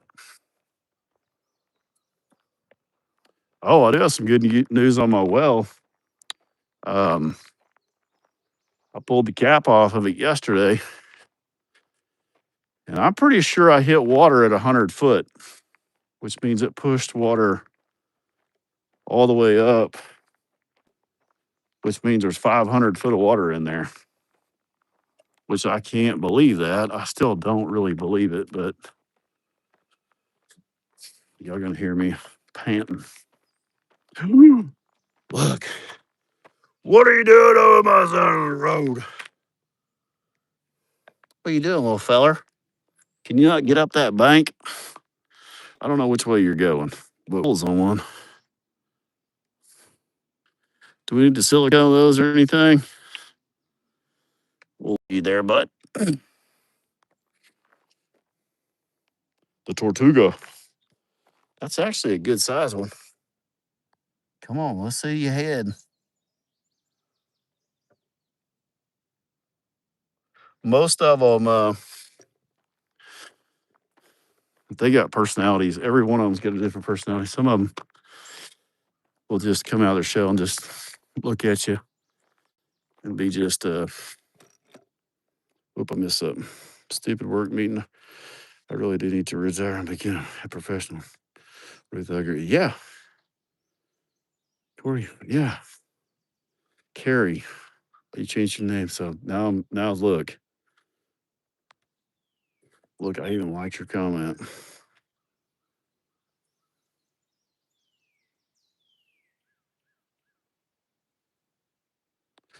You got a gazer?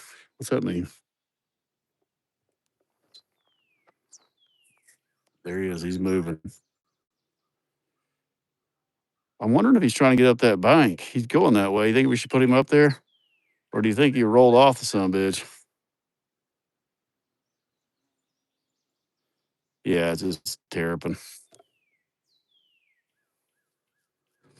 You know, we may have fucked up his trail putting this road here. I think he would find his way.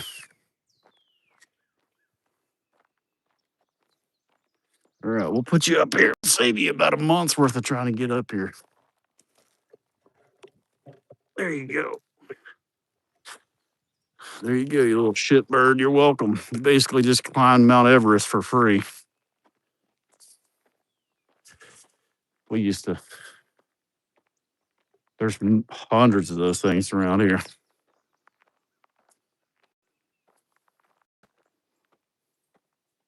He was going that way. I waited for him to come out of his shell. No, it's not dead. They slammed their shell shut so coyotes can't eat them. They'll dig them out of there. Yeah, you see this tree right here? You see that lightning burn on her? You can see it right up there where it came down it all the way down her. I don't know if y'all can see it or not. Comes all the way down that side. That was a good one. There's another one right down there.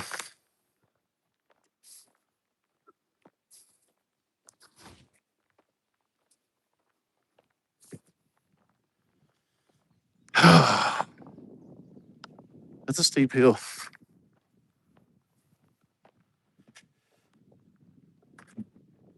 I left this tree right here. It's an elm tree, but it goes way back up there. Probably fall off my pickup. We can only hope. There she is. There she is. Look at that porch. Somebody on Facebook goes, "So you're going to have dirt floors? Good luck with that." I said, "Are you fucking stupid?" So if you see that board right there, it goes around that band. Okay, that's the height of the concrete. It's going to be at the top of that. So it's a few inches from it down here. So they're going to fill this all in with SP2, fines, compact it, and they'll pour this right around the post. The post will all be in the concrete. Those posts are your footing too. We're going to dig a little footing, put some steel in it, and then this whole slab, this whole thing will be covered in steel. The whole thing, all the way from front to back. That's Amanda's garage right there. That's where they'll bring all the material in to fill this now. This is where you get into a pole barn house. Nobody understands that. Well, a lot of people understand, but some people are just fucking stupid. But so they'll fill that in and then bring it up to grade. My septic's over there, so then I'll run all my plumbing. My trunk line will come down through here. I'll pick up my kitchen, bathroom. Hazel's bathroom's over here somewhere. And then I'll plumb it. I'm going to put most of my plumbing in my garage. And water heater and all that shit. But okay, if you see these boxes, that's a window, window, window, window, window, window, window, window, window, window. And then right there is French doors between those two posts, those little posts. Gonna be a big French door there. And then we got window, window, window, sliding glass door there. And then I think that's where the kitchen cabinets goes. I'm pretty sure they go on this wall, so that's why there's no windows there. And then this is the one that pissed Amanda off. Window, window. This is the master bedroom somewhere right here. But the windows are supposed to be on both sides of the headboard. But you see those two big posts? No, Rufus won't be able to get to the porch of this, so I don't think. Maybe not that porch. So, anyways, there's only 40 inches between those two. No, there's not even 40. That one there only had like 28 inches or something. So, anyways, I was like, well, you're going to put the headboard on this side, facing that way. I guess you wanted to put the headboard there between the windows because the bedroom goes to out here somewhere, out here. But the window would have landed on the structural post. So we couldn't do that. So, anyways, so sliding door there. Where that between that post and that post, that's a sliding door there. All this wood comes out. They leave all this wood for the reinforcements for the framing, so they don't have to brace too much. And then they cut these pieces out that's in here. So then the windows are full 5-foot windows, if y'all were wondering. This is 40 by 80 right now, so it's really big. I think it's around 2,100 square foot, but I basically just made a giant open kitchen living room. So the kitchen and living room come back to about right here somewhere. So it's a full 40-foot. I don't know how it looks on camera, but it's a full 40-foot by 25 feet, or 26 feet is the living room. But you see, I'll get it wrapped in glass. So what do y'all think? Well, the garage, it does look really big, but back there is going to be the garage, and then it's 40-foot wide. So it'll have her little merch stuff back there. And then I feel like a cocktail too, honestly. I'm gonna have a safe room somewhere. I haven't decided where yet. But yeah, we'll have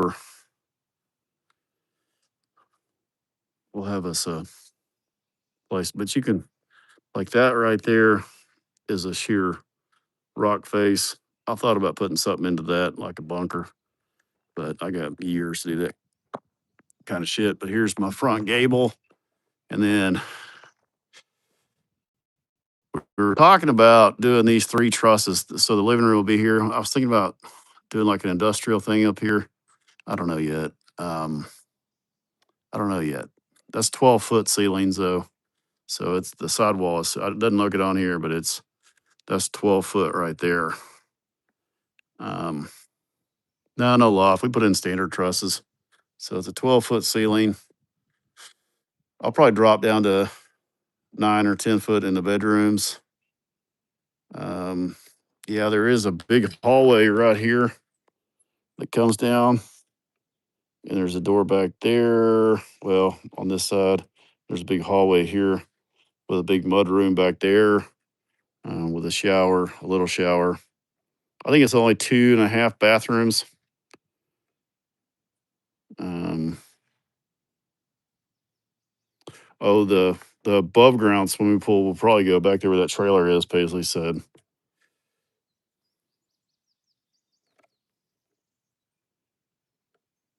Pool.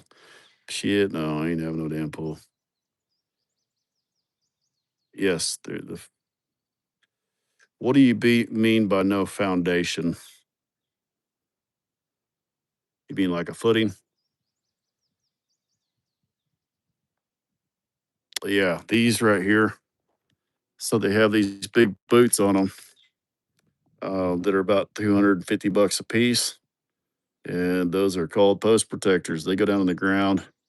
They fasten to the post, and then they concrete those all the way up to about 6 inches below the ground. So that post in the ground, about 4 foot, maybe 5 foot in the ground. Then it's concreted, and they kick dirt back over the top of it.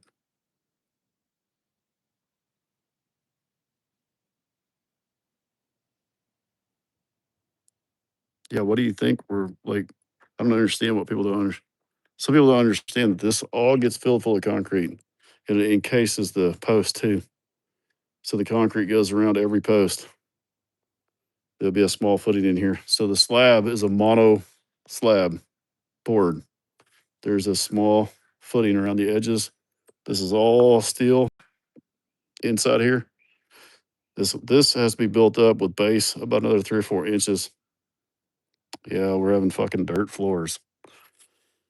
So this is a pole barn house, not a traditional built house.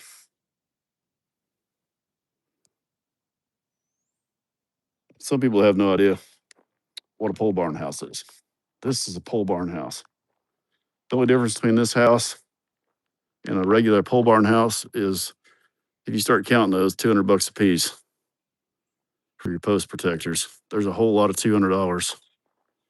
So the thing with a pole barn house is all your weight is bearing on these 6x6s, these big posts.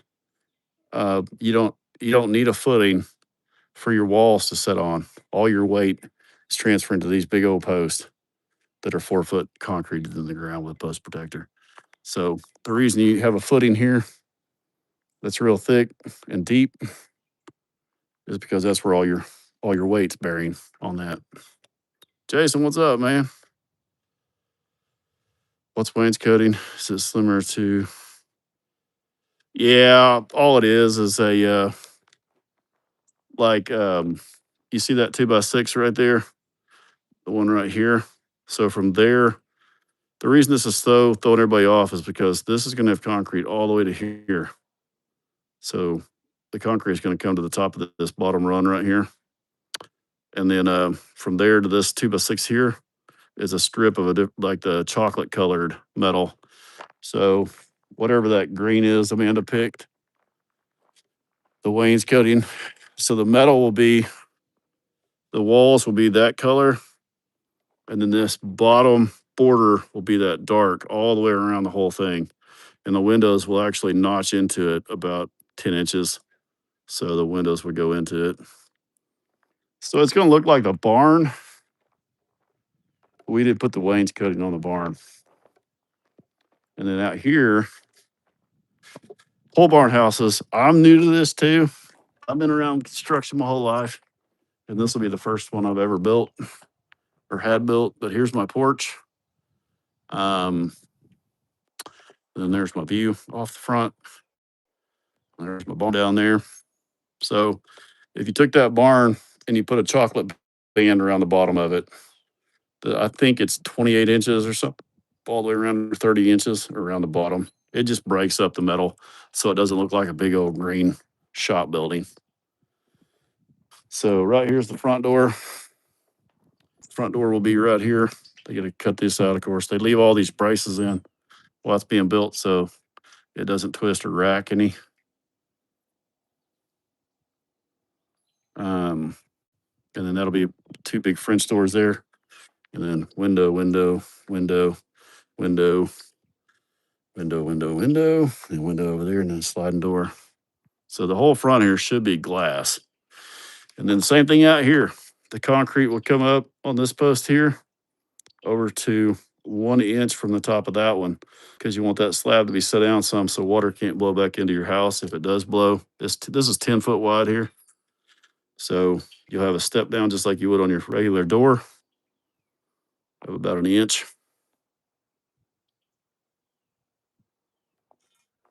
And then this up here, I don't know. It doesn't look bad. Like it looks pretty good. But this here, you can take your shiplap and cover this whole thing with shiplap all the way back to here. And then the whole top, you'll cover all these boards and make it shiplap, nice knotty pine or whatever you want to go with. You can see down through there. So if you can imagine that being shiplap wood all the way up to here, running this way. And then you would cover all that up, put your lights and your fans above that, down through there. That'll be your view. And this will be concrete up to that, out past the post with concrete, the front edge.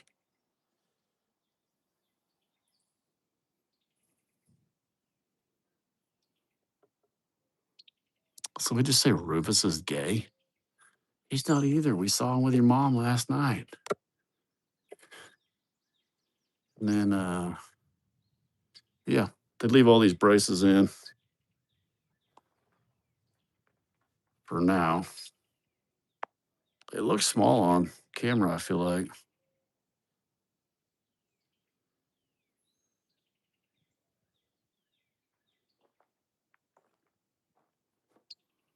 I don't know. I'm getting excited though. Oh yeah, trust me. I'm gonna run outlets over there where I'm gonna be setting my ass in the living room, so I can charge my phone. I'm gonna put floor drains in my garage. I'm gonna put floor drains in my water heater closet. I'm gonna put floor drains everywhere for floods. I'm gonna everything you can think of. I'm gonna do. I'm gonna line the bathroom walls in plywood. I'm gonna do everywhere Amanda could ever want a fucking picture hung. I'm gonna land with plywood so that you don't matter where you screw all that, there's gonna be something back there. So where my TV goes, 3/4 inch plywood, everything. I'm gonna reinforce everything. Once these guys get their concrete poured, I'm going to come in here and just make sure it's wheelchair accessible. Actually, I was thinking about that. Everybody's like, well, you do 2-story. Well, hell, we're already jacked up looking off the mountain over here. But first off, I don't want to do 2-story because I don't want to do it. It takes, you're building 2 houses. So this will be, this will run back to one small step right there. And then if I ever need to have a wheelchair, that's funny that we all know that this could happen. Then I'll build me a little deal there. So when I park there, I'll be able to get out and walk here. The only weird part about this house is, which I don't know that it's weird. Of course, we're not going to have any visitors ever, anyways, because we're so damn far out here. But to get to the front door, you have to come up onto the porch and then down around. That's not weird, though, is it? I think that's fine. Man, this thing is an observation tower. Check this out. Look at that. We could have watched that storm roll in for sure. You know, the leaves are on, or you can see all the way back to Siloam Springs from here.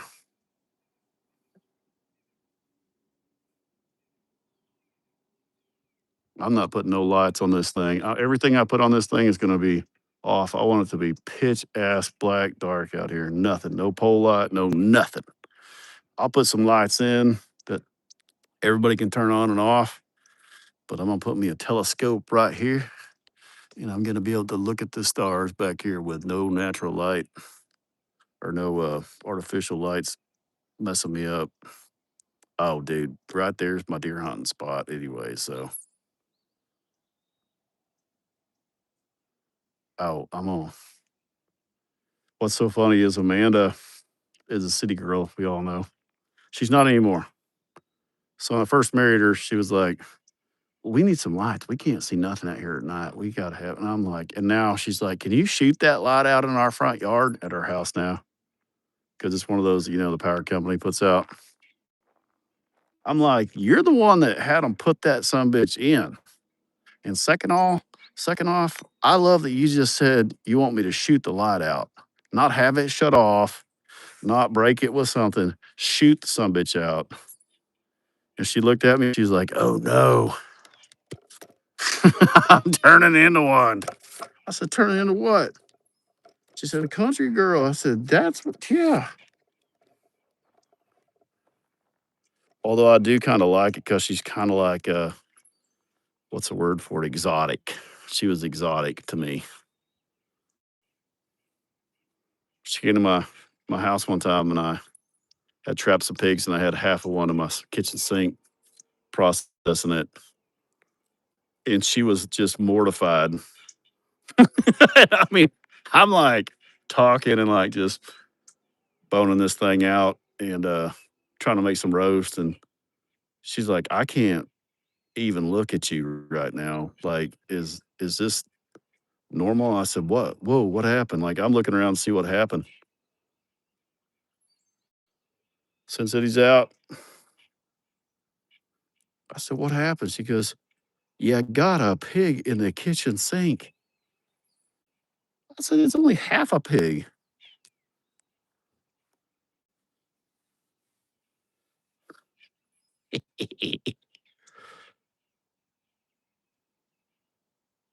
We're gonna visit it. And I said, "It's a little one. And we're gonna barbecue it." I was a little bit concerned about my porch. Oh yeah, there's you a good look. So that dark chocolate, the wainscoting, that's what you'll have. It's throwing everybody out of whack because the concrete's not there yet, but the wainscoting will go up to about that board there. Um, and it'll be a chocolate brown with the green above.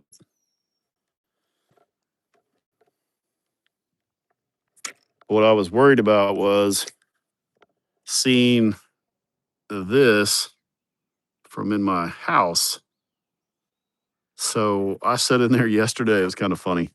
These Mexican guys were all looking at me. I said, "Hey," of course, we're all friends now. I mean, we got toasted the other day together on some moonshine. So they were like, they call me, you know, I refer to myself as gringo. And they're like, no, no, no, no, no, no, no, no. And I'm like, no, no, that's what y'all call me. So that's what I want to be called. And the T.O., which is uncle. I don't think they want to. I don't think they want to call me Uncle Brent because it means we're related. And I said, I want you guys to call me T.O. Brent. And they're like, okay. Uh-oh. Did I lose you guys? Oh, there you are. So what I was doing, and I didn't understand, was if you can see that window box, the window goes right here and right here. So you guys are about right here where I'm holding the phone is the height of my windows. I was setting the height of my windows where I wanted them because I don't want to see sitting in here the bottom of that porch right there. I want to be able to see out with as much as the window as I can. So it took me a while. I'm gonna be honest with you, they were ripping their hair out, man. Because I started at 12 inches, came up to 20, then I ended up coming back down to like 18 inches, and they're like, "You just measure the mother," and you tell, and I'm like, "Hey, hey, hey, you guys work for me, remember?" They don't really work for me, but I started threatening all kinds of things. We're on that level though. They sing "My Big Green Tractor" to me in Spanish, which I should have recorded. So they make fun of me too. So don't think this is a one-sided thing. Not that one. It does look like it kinda. I'm a little bit worried I have to cut that tree down for my power pole to go. Yeah, I drove my tractor up here and they're like, "Big green." I don't even know. I can't even do the accent that they had. I'm like, "Hey, you sons of bitches." Told them I was gonna get a immigration shirt and wear up here next time. I kept messing with me. And they're like, "Oh, ha ha ha ha." What is water in this thing?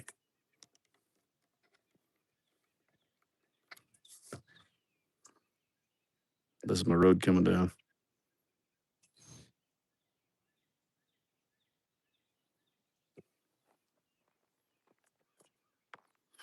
You know, I've worked with Hispanic crews my whole life, and I've not ran into but a couple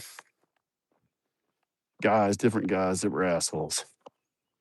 I know a lot more white people I can't stand than Hispanics. And you know what? They all bullshit just like me. All of them.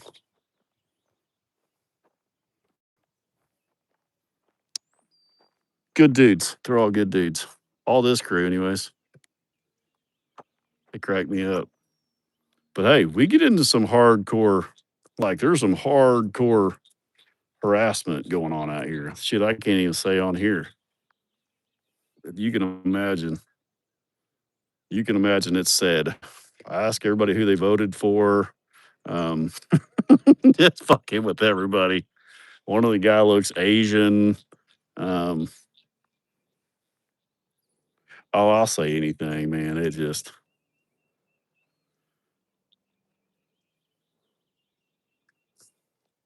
But you know what they did tell me? I was like, y'all be honest. Have y'all been harassed by anybody asking you for your paperwork or nothing or anything? And every single one of them that were out here said, nope, we're at work all day. So I was like, fair enough. I said, did you see anybody? Because I know where they live at. They live in a mostly Hispanic community. Well, it's all pretty much. I said, did you ever see anybody? They said, nope, we work all day. I said, you see nobody. I said, your family get harassed or anything? Nope. And I'm like, well, the news says different. And he goes, yeah, we see all the gringos and gringos crying on the news. And I'm like, okay, never mind.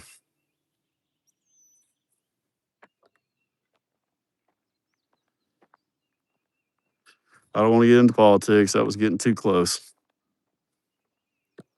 I'll just quit what this telling me because I like to know if these good guys are getting harassed.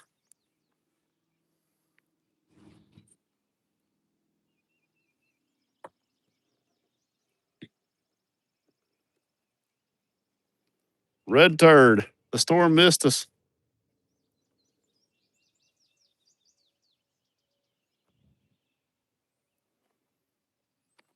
Hell yeah, I do too. Sweet tea red.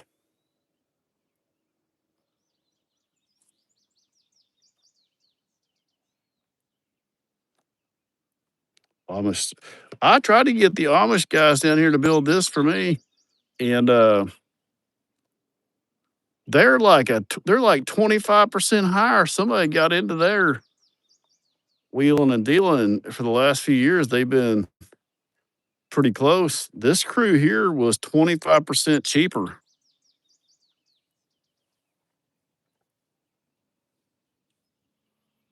I know, and they've always, and I've got a whole community right back over here, a whole Amish community. Matter of fact, I was driving this morning and I saw a horse and buggy caution sign. And I was like, where the fuck did that come from? Well, I was texting and driving. I haven't been able to see it lately. I'm kidding.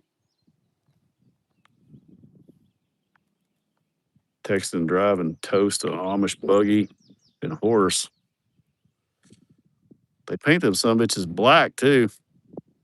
I've got Mennonites that live out here too, and I don't know who all's familiar with that. But I don't know who their mechanic is on the farm, but I want to talk to them because they've got two tractors, and one of them some bitches will run about 60 miles an hour.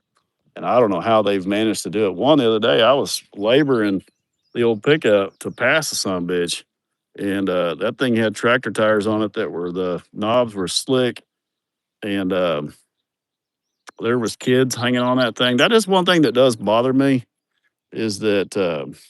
And now listen, I drive my tractor everywhere with my kids on my lap too.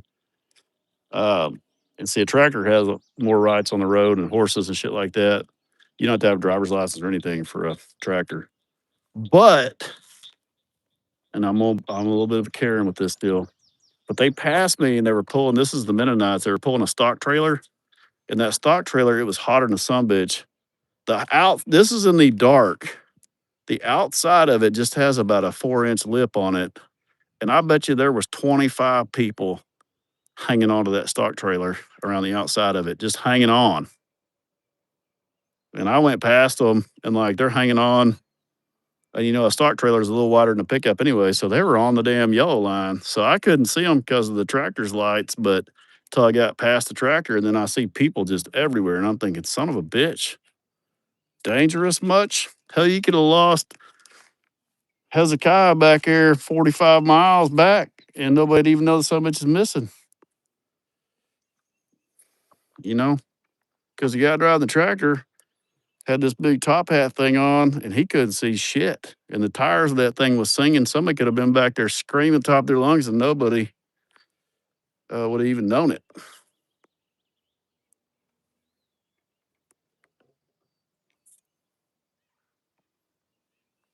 Yeah, I think it's with every damn thing. I'm telling you, there's bad people. I was thinking about that last night. There's bad people in every corner of the world, man. Every job, every occupation, every profession, everything. There's bad people.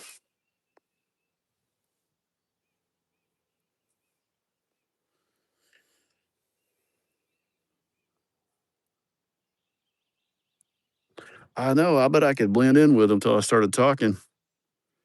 I used to. I used to go to some of these farmer display deal where they show the new equipment and different shit. Matter of fact, I don't know why the Amish would have been there then, but they were. But they just stare at you and smile. You know, anybody if they're around 20 years old, they just stare at you and smile. And I have a real problem with just looking at people, like, and give them like, "Hey, howdy, howdy, howdy, howdy," you know, morning, whatever, and freaks everybody out.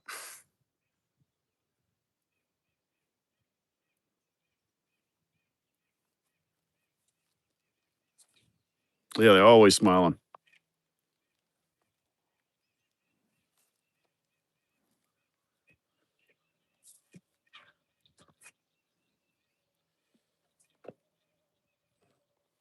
Look at this. I think this is so cool. You see this plant right here? This one and that one? That's winter oats. I had never seen it mature because it's outside of their fence. Otherwise, they would have ate it. But that's actually oats that are maturing. That's what you grind up, make your oatmeal and your feed and everything out of. One of y'all lazy bastards. So that's kind of cool. There's a few of them right there.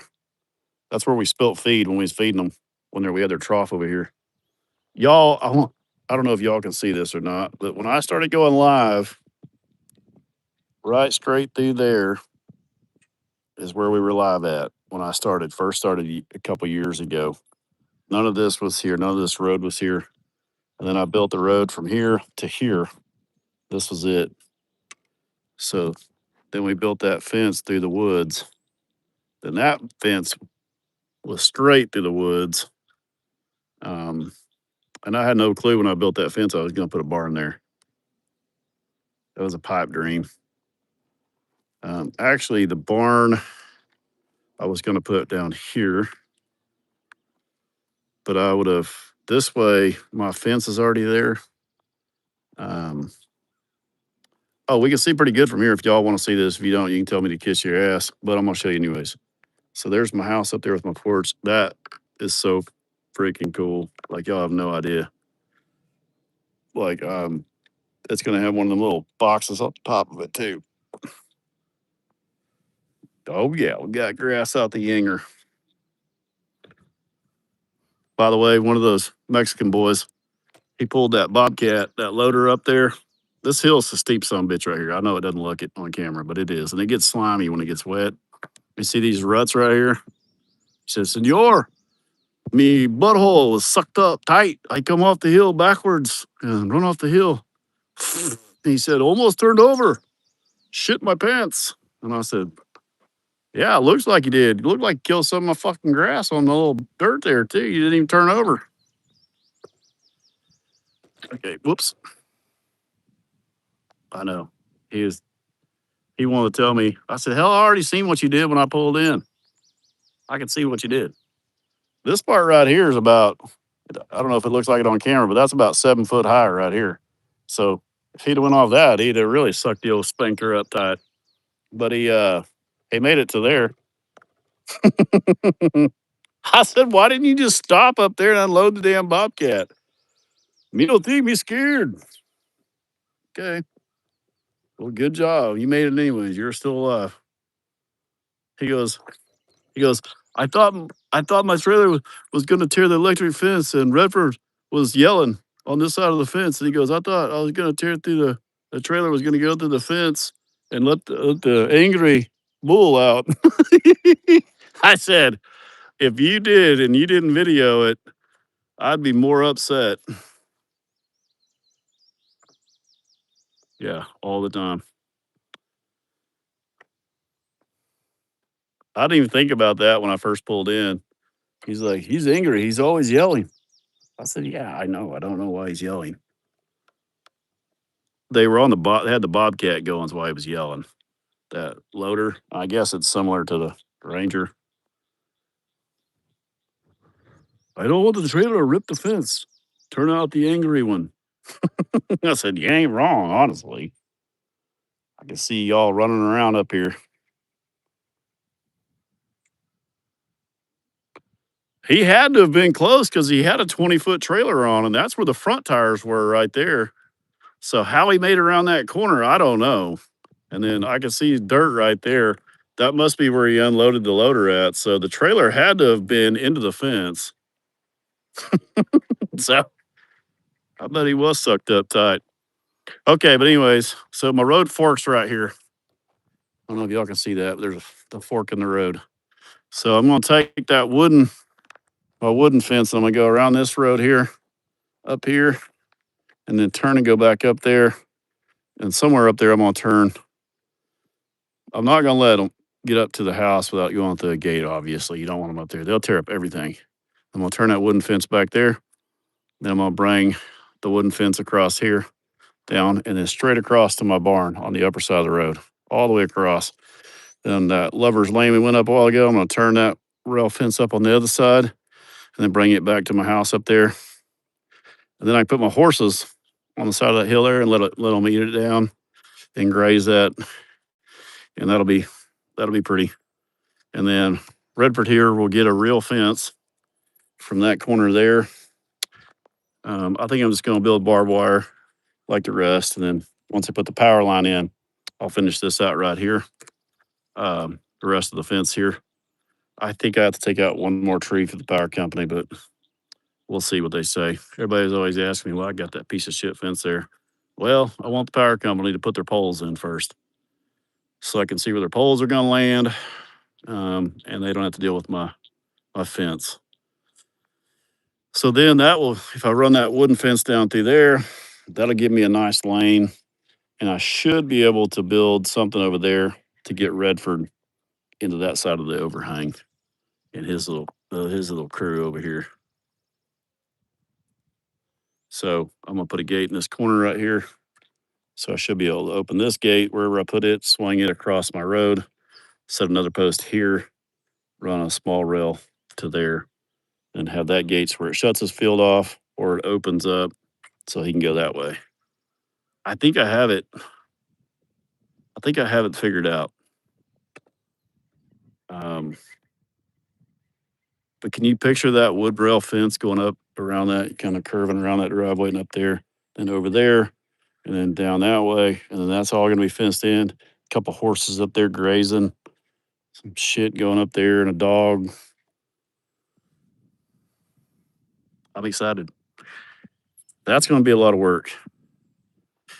That's a rocky son of a bitch right there, but it'll just take time. I bet y'all make it happen.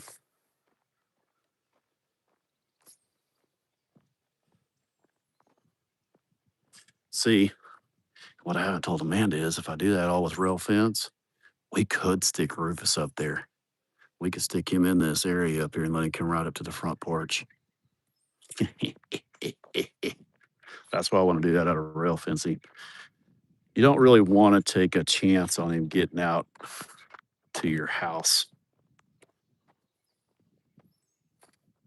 There's a master plan there. See, I can open this gate up here to shut this off too. Let Rufus go right up in there. Then I'll have water up there. See, I could run a stock tank up there. Um, I don't think he's going to want to be on that slope for long, but at least I could let him come up there to christen the house at least one time.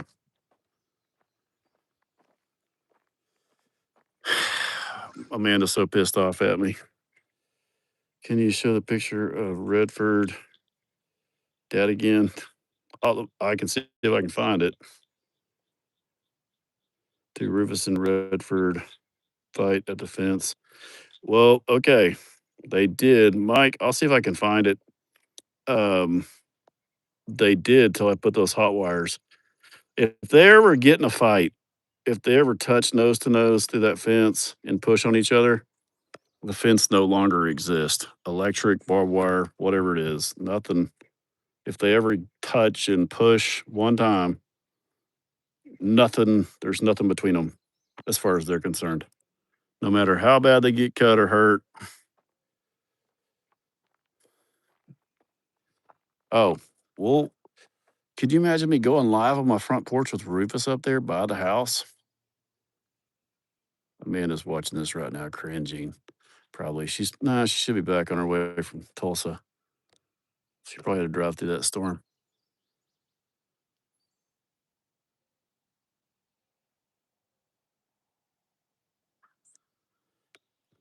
Whoops, I missed something, Jason.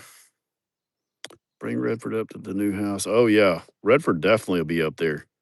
Um, Would be my new rooster. Oh yeah, Redford, he'll like that hillside. Rufus is not gonna like. I don't know if y'all can tell how steep that is or not, but that's some bitch is steep. Rufus and these rocks, I'm gonna have to do something here. I'm gonna let that kind of just naturally slope itself back. I had that pretty square, and I thought about doing a retaining wall with rock through here, and I was like, that's just a copperhead den, man. You stack rocks up out here, and it's just a snake den. And then that bank over there, I am gonna do one there. Um, God, how many projects have y'all just heard me say? I just exhausted myself talking about projects.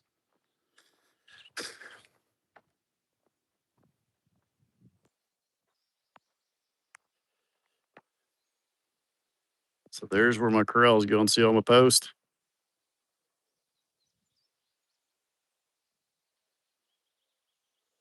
Uh, why does that fence look crooked? Maybe it's not crooked. Oh no, it's good.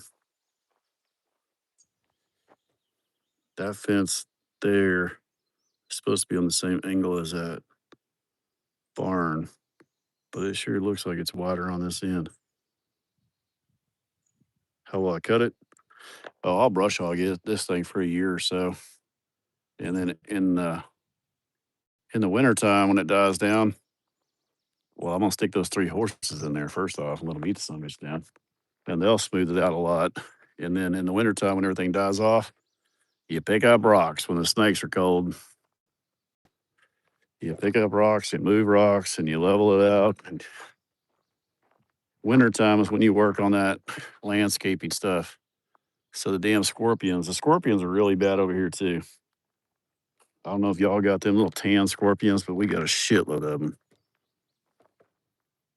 My mama always says don't look for snakes till you find one, but I don't know if she said that about scorpions.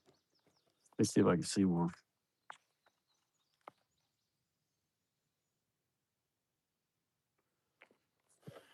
Let me see if I can find y'all one. They're little tan ones. I hate them. I hate them because they're camouflage. When you go to pick up a rock, they kind of stick to it. I'm gonna stop looking. We're gonna end up finding one. I don't know who all's ever been stung by a scorpion, but they put a bee to shame.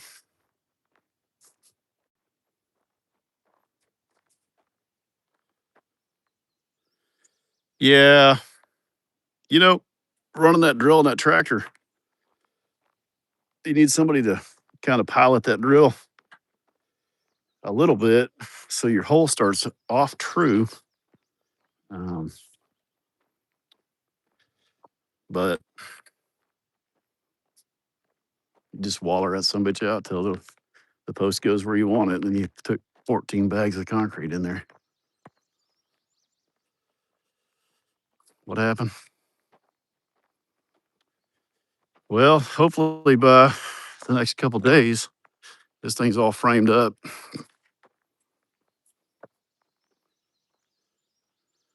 So this side here, these 2 posts here tie that barbed wire fence all back in. So that'll all stretch back to this. I think I want to run a third one there and then do this whole piece here out of railing, then tie my barbed wire into that third one. And then it's going to go from here. Yeah, from here to there. From here to that post with 4 rails. Then from that post to that post with 4 rails. And then a gate there. And then from there, another post, rails over to that one, rails to that one, and rails down the back. And then I'm going to work on this chute before I get all these posts in, before I can get my tractor hemmed out of there too bad. So I don't have to worry about running into shit.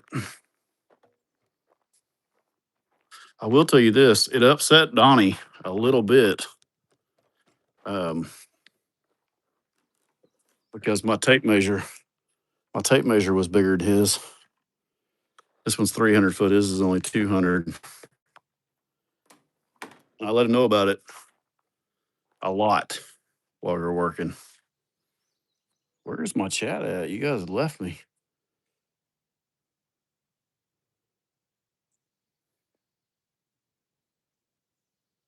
Oh yeah, them babies. I'll let them babies up there shit right on the front porch.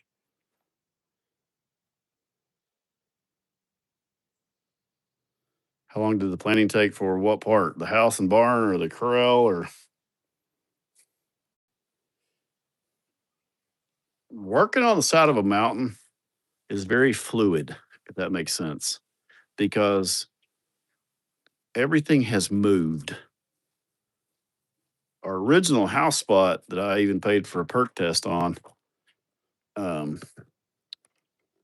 was way over there, facing this way, looking at this whole bottom field, but you couldn't see any of those mountains back there. Come to talk, lazy bastard. Nikki, thank you for being here. Hope you're having a great day. Nikki's the moderator, so y'all look out. See, she's got a badge and shit by her name.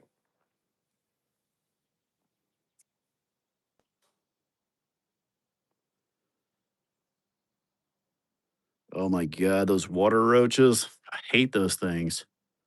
When is the electricity coming? That is a really good question.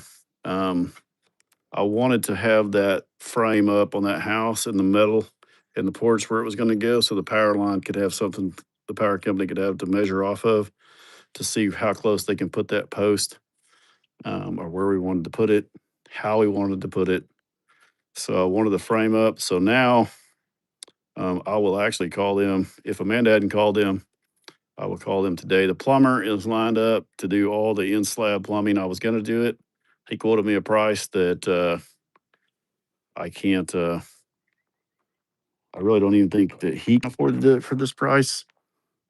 But he quoted me the price, so I'll make it right with him if he did something wrong. But I'm very happy about it. I don't think he knows this is for Rufus either. Just not that that would matter, but oh yeah, we already fed them. Everybody's laying down over there. You're coming into the tail end of this. Um, I just want to jump on here. Well, it was cool. Ran this out.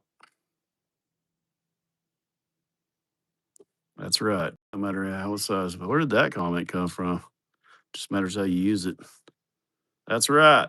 6 inches at 100 mile an hour will do some damage on the first few inches. That's what I tell everybody. That's so much coming at you at 100. Look out.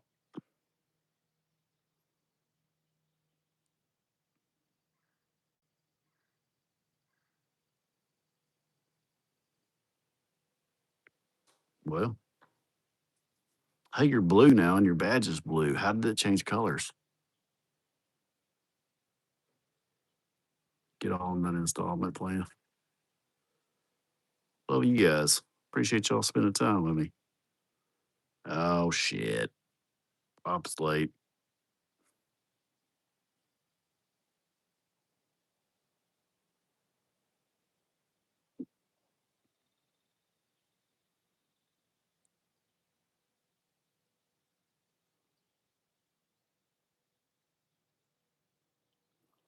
Oh, outdoor, you made it to live. Well, we're about to get off here, though. Gosh dang it. And you missed the cows, kinda. They're right down there. We're about to have a corral. Have a great day. I'm about to jump off here and actually say goodbye without my phone. The other day, I want y'all to know, too, and I heard y'all talking shit because I could still see y'all's comments. Um, but no, I didn't lose my battery. My phone overheated. But it was so weird because I could still see y'all and read your comments. Um, Nikki didn't. I even texted Nikki and said, hey, my phone got too hot. Can you let everybody know? She's like, yeah, they don't really give a shit. They're still talking. I was like, hell, I guess we'll just leave it running.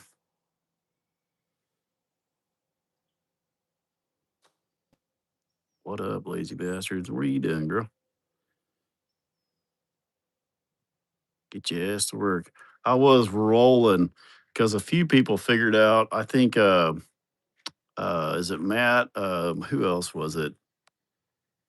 I'll be honest with you. I don't know how to turn off the notifications to the super chats. I probably wouldn't, anyways. Um, Overslept. That happens on a good cloudy day. But so when you send a super chat throughout the day, it comes across my screen um, like a, banner. I don't know how I don't know how I have it on like that, honestly. But it's only those. But I went back through some of my super chats and I missed some.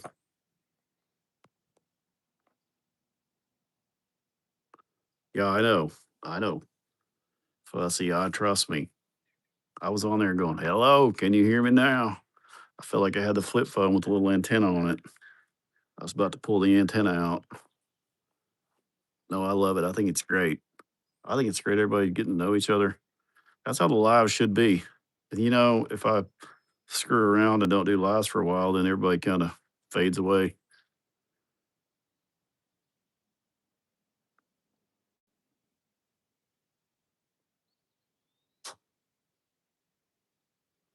I know. It was my phone overheated and it was hot that day and it was in the sun. The phone overheated and I guess the signal froze, but I could still see everything and I still had battery. But when I grabbed my phone, that son of a bitch was hot. Big Boss is great. Well, she's not best, really. Well, I mean, kind of, but now she is. You wouldn't think I'd pick somebody dumb. Actually, that would probably be more like what I would pick. I just got lucky. I think she just felt sorry for me, honestly. She was like I was like a special animal or something, make sure I didn't get hurt. Nah, I just stuck.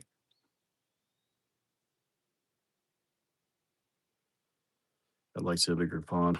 Man, I'm gonna be honest with you. This thing is so steep. It's so steep up and down.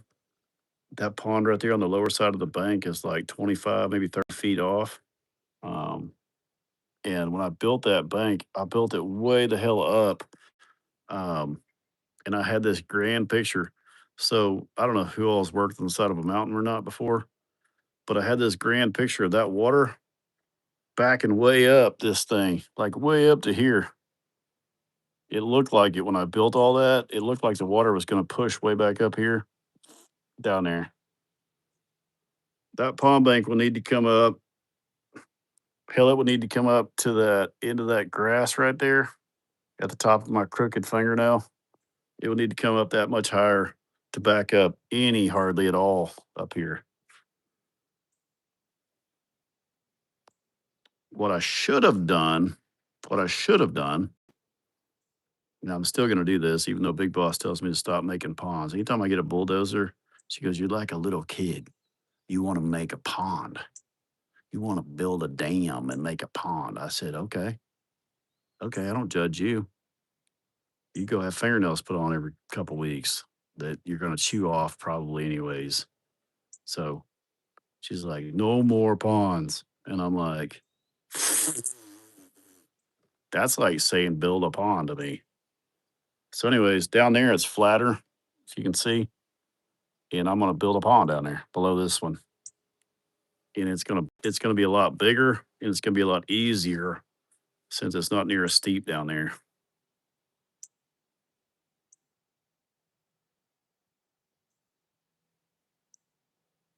No, but me and Paisley were talking about a zip line from the front porch down to that pond.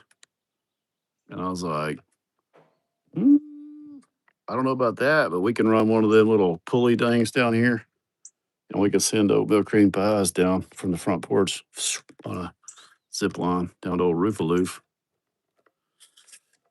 You know, we've got a couple things up our sleeves on the days we get to have fun. This is this is the fun part to me, guys. That's the thing. Like the end result, sitting up there on that front porch, sitting up there, that's not where I want to be. Like yeah, I want to get that built. I want to set up there sometimes. But this is life. This down here, building this corral, building that road, building the pond, messing with fences, building all this, getting the barn, finishing the house. That's life. That's the part. You don't want to miss that part of it. The end of it, that to me, not having a project over here is sad. That would be sad. That would be sad times for me. Like this is the best part.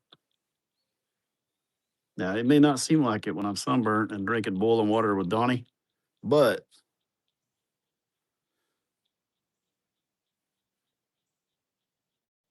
that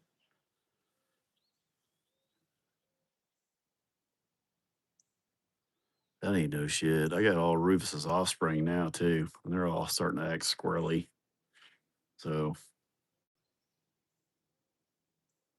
this is the good old days. We're in the good old days. I told Amanda the other night I was looking at our dog that we raised with Paisley. Paisley was 3. We got Delilah, our big Rottweiler, and they're like siblings. And I said, it never even hit us till a few years ago. But that's the dog. That's the dog that did everything. That's the dog that got hurt. That's the dog that tried to bite everybody. That's the dog that did everything. You know what I mean? Like that was Paisley's partner. That's the one that all we got all the horror stories and good times with and all that shit. I said, we didn't even know it at the time. Isn't that weird to think about? You're in the good times right now. The good old days are right now. You won't believe or you won't tell me otherwise. I'm working with him. Amanda touched him yesterday. You too fussy. It's evening by you. We're gonna have a good time. I think I like to show you guys improvement. It's like the little pat on the ass you get from the big boss. You know what I mean? Like when I do something, which takes a lot to impress her. But like I build this barn and get this stuff done and build this corral, and then y'all give me the little pat, the same little pat. You know what I mean? So that's confidence. Gives you confidence. He pushes you to get through more stuff, and I feel like it happens pretty slow. But everybody was getting pissed at me about the barn and the house and when I was gonna get started. And now it's here. And I don't hear nobody saying they're sorry, sons of bitches. Um, but there it is. There's the barn. There's the house. That was only 3 months ago when there was nothing here.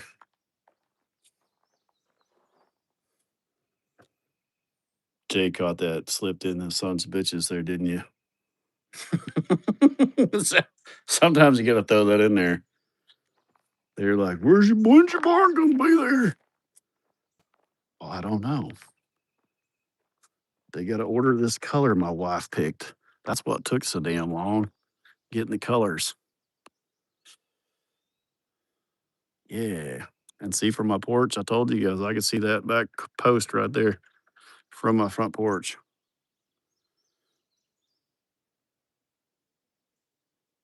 They do. They do build fast. So 3 months, we got a little bit over 3 months. We got our barn almost finished. The corral should be finished this week. The house will not be finished for a long time, but the shell will be. It'll look like it's done from the outside. It'll have all the windows and siding, everything will be on there, and doors and everything will be there. But when you walk in, it'll have concrete and the plumbing will be stubbed up, and that'll be it. But we're gonna go from one thing to the next. Did it lock up?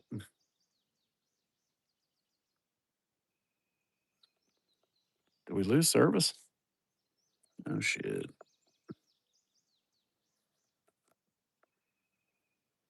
Oh hell yeah, we're gonna have a chicken coop. The Flockridges. My last name is Lockridge, so we named them the Flockridges. Y'all just listened to me rant, weren't you? Who was it said we didn't have a barn? I think they actually thought that I wasn't gonna build a barn. The Flockridges. Yeah, we lost one. We lost Taylor Swift the other day, and it was a really tragic. We had that hen for almost 5 years, um, and her name was Taylor Swift, and she was born with a crooked toe. She just couldn't walk very good. I called her Crooked Toe. The girls called her Taylor Swift.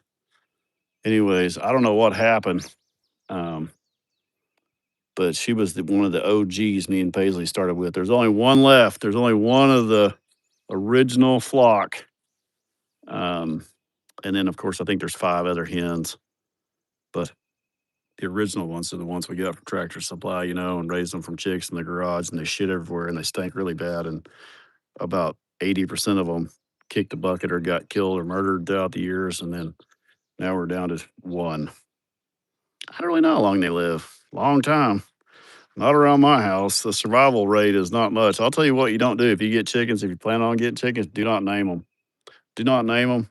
If you like one, do not even make eye contact with it because that sucker will get whacked that night. If you name it, make eye contact with it and be like, "Oh my God, that's such is so sweet."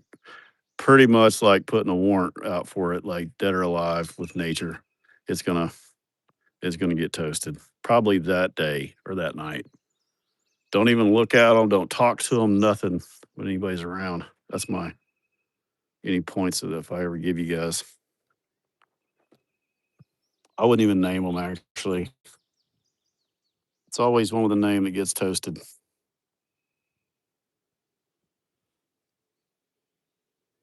6 to 8. So she had a good run. She may have actually just had a heart attack or something. Clover's good. She's going to have her pen back here behind the barn too. She's going to be able to come out around the front and everything on the side. 15 depending on breed.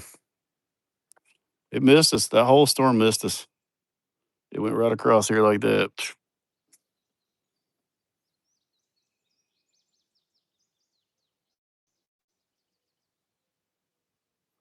I don't know. Clover is in a great spot right now, and it's super shady and super cool. And at our barn right now, and I'm looking at this one, and I'm like, man, it's hot. It's hot. There's not really much cover. Amanda picked a chocolate roof, which is hotter. I'm like, I'm gonna make her pen. I think back on that, going that way. Um, I don't know yet. I'm not putting her in the back because I'm ashamed of her. Or nothing. I'm putting her back there so she's in the shade because she's got good shade. I'm gonna make it so she can come out around that side. And I'm gonna try to do this corral so she can't get out of it, so she can come out here and do her thing too. Well, guys, we've been on here for a long time. What time is it? I got to go down to the damn Lowe's and get some material.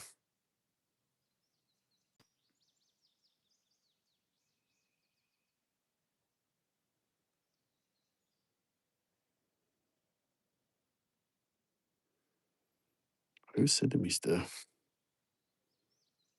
Let's see who the big boss is.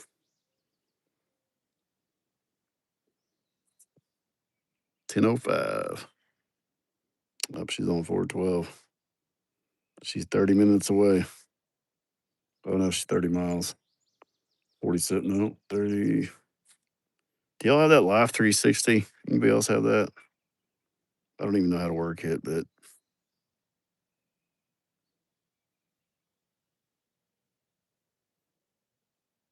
do I kill any of the cows or bulls? Yep, all of them. We eat them all, including Rufus. Come on, man.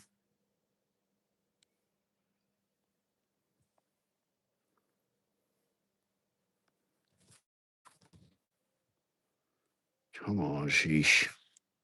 It's a loaded question.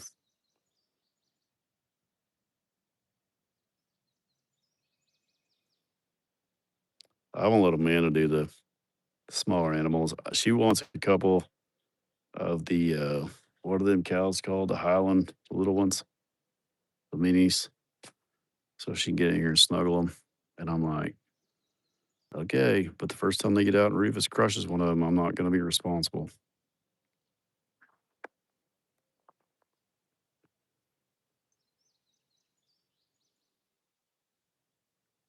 Yeah, I think she's going to get one.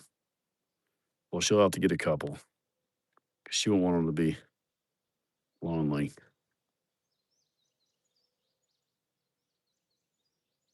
Yeah, I don't want her to do it for I want her to do it for what she wants, not what the internet wants. I said, "Get something cool. Let's get like a yak." Like, I've always wanted a yak, like with the big horns. And she's like, "This isn't about you, first off." And I was like, "What about a camel?" I would also love a camel. I wanted a hyena for a while. Emu. We tried to get some ostrich eggs here a while back to incubate. Apparently, there's a season for those, and it's right now. It is though, Brent. For what? I forget what I said. Giraffe would be so cool. I'm not doing ducks anymore. I might. I might. I had a Howard, my duck, had a leg go out. I'm like, I'm not doing ducks anymore for a while. The problem is, I know it looks all inviting and nice down here, but this is predator country. Coyote, foxes, um, everything. I actually spend a lot of time looking islands um, that with a zero slope, little floating islands you can put out there and anchor them so the geese and ducks can stay out there on the water so the coyotes won't get out there to them. Yeah, it has like a little cover on it, keeps the owls from picking them off at night.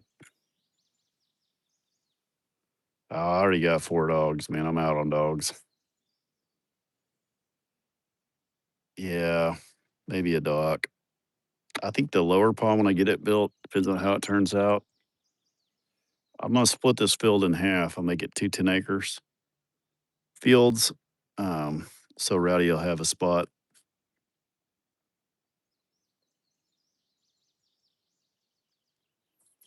I just hate feeding coyotes.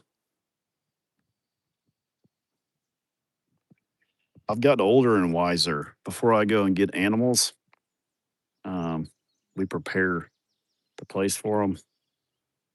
Um, and now we're just doing extras for these guys.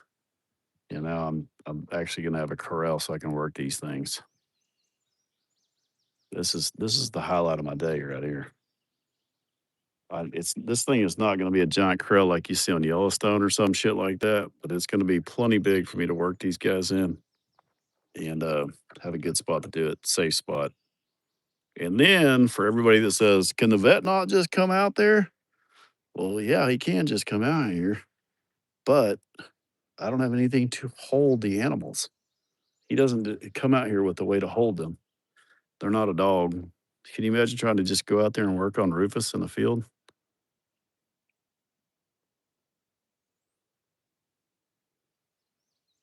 Yeah, but see, I'm getting this structure here, getting the corral here. Those coyotes are not going to like to be right in here. They're going to feel boxed in. Yeah, my head gate's going to go right there. And I put that there so I can back right up to it with my trailer and load whoever I need to load. And then I put a 14-foot gate here. I build this gate at an angle so I can drive through there. And then I'm going to have them a lane right here to come up.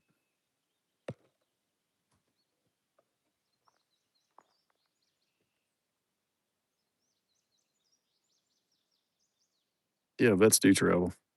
The vet will come right out here and give all my cows shots right there. You just have to have facilities for them. The vet will come right there. I'm gonna make him a spot in there. So if it's raining, he'll be dry. I'm gonna put him a rail fence right there, a smaller one, steel, so he can have good room to work. So if there's anything on the sides of it he needs to work on, he can. If he needs to lay them down, they're gonna have to go to the vet's office. Um, well, yeah, if you can find them, coyotes are sneaky. Coyotes are very, very sneaky.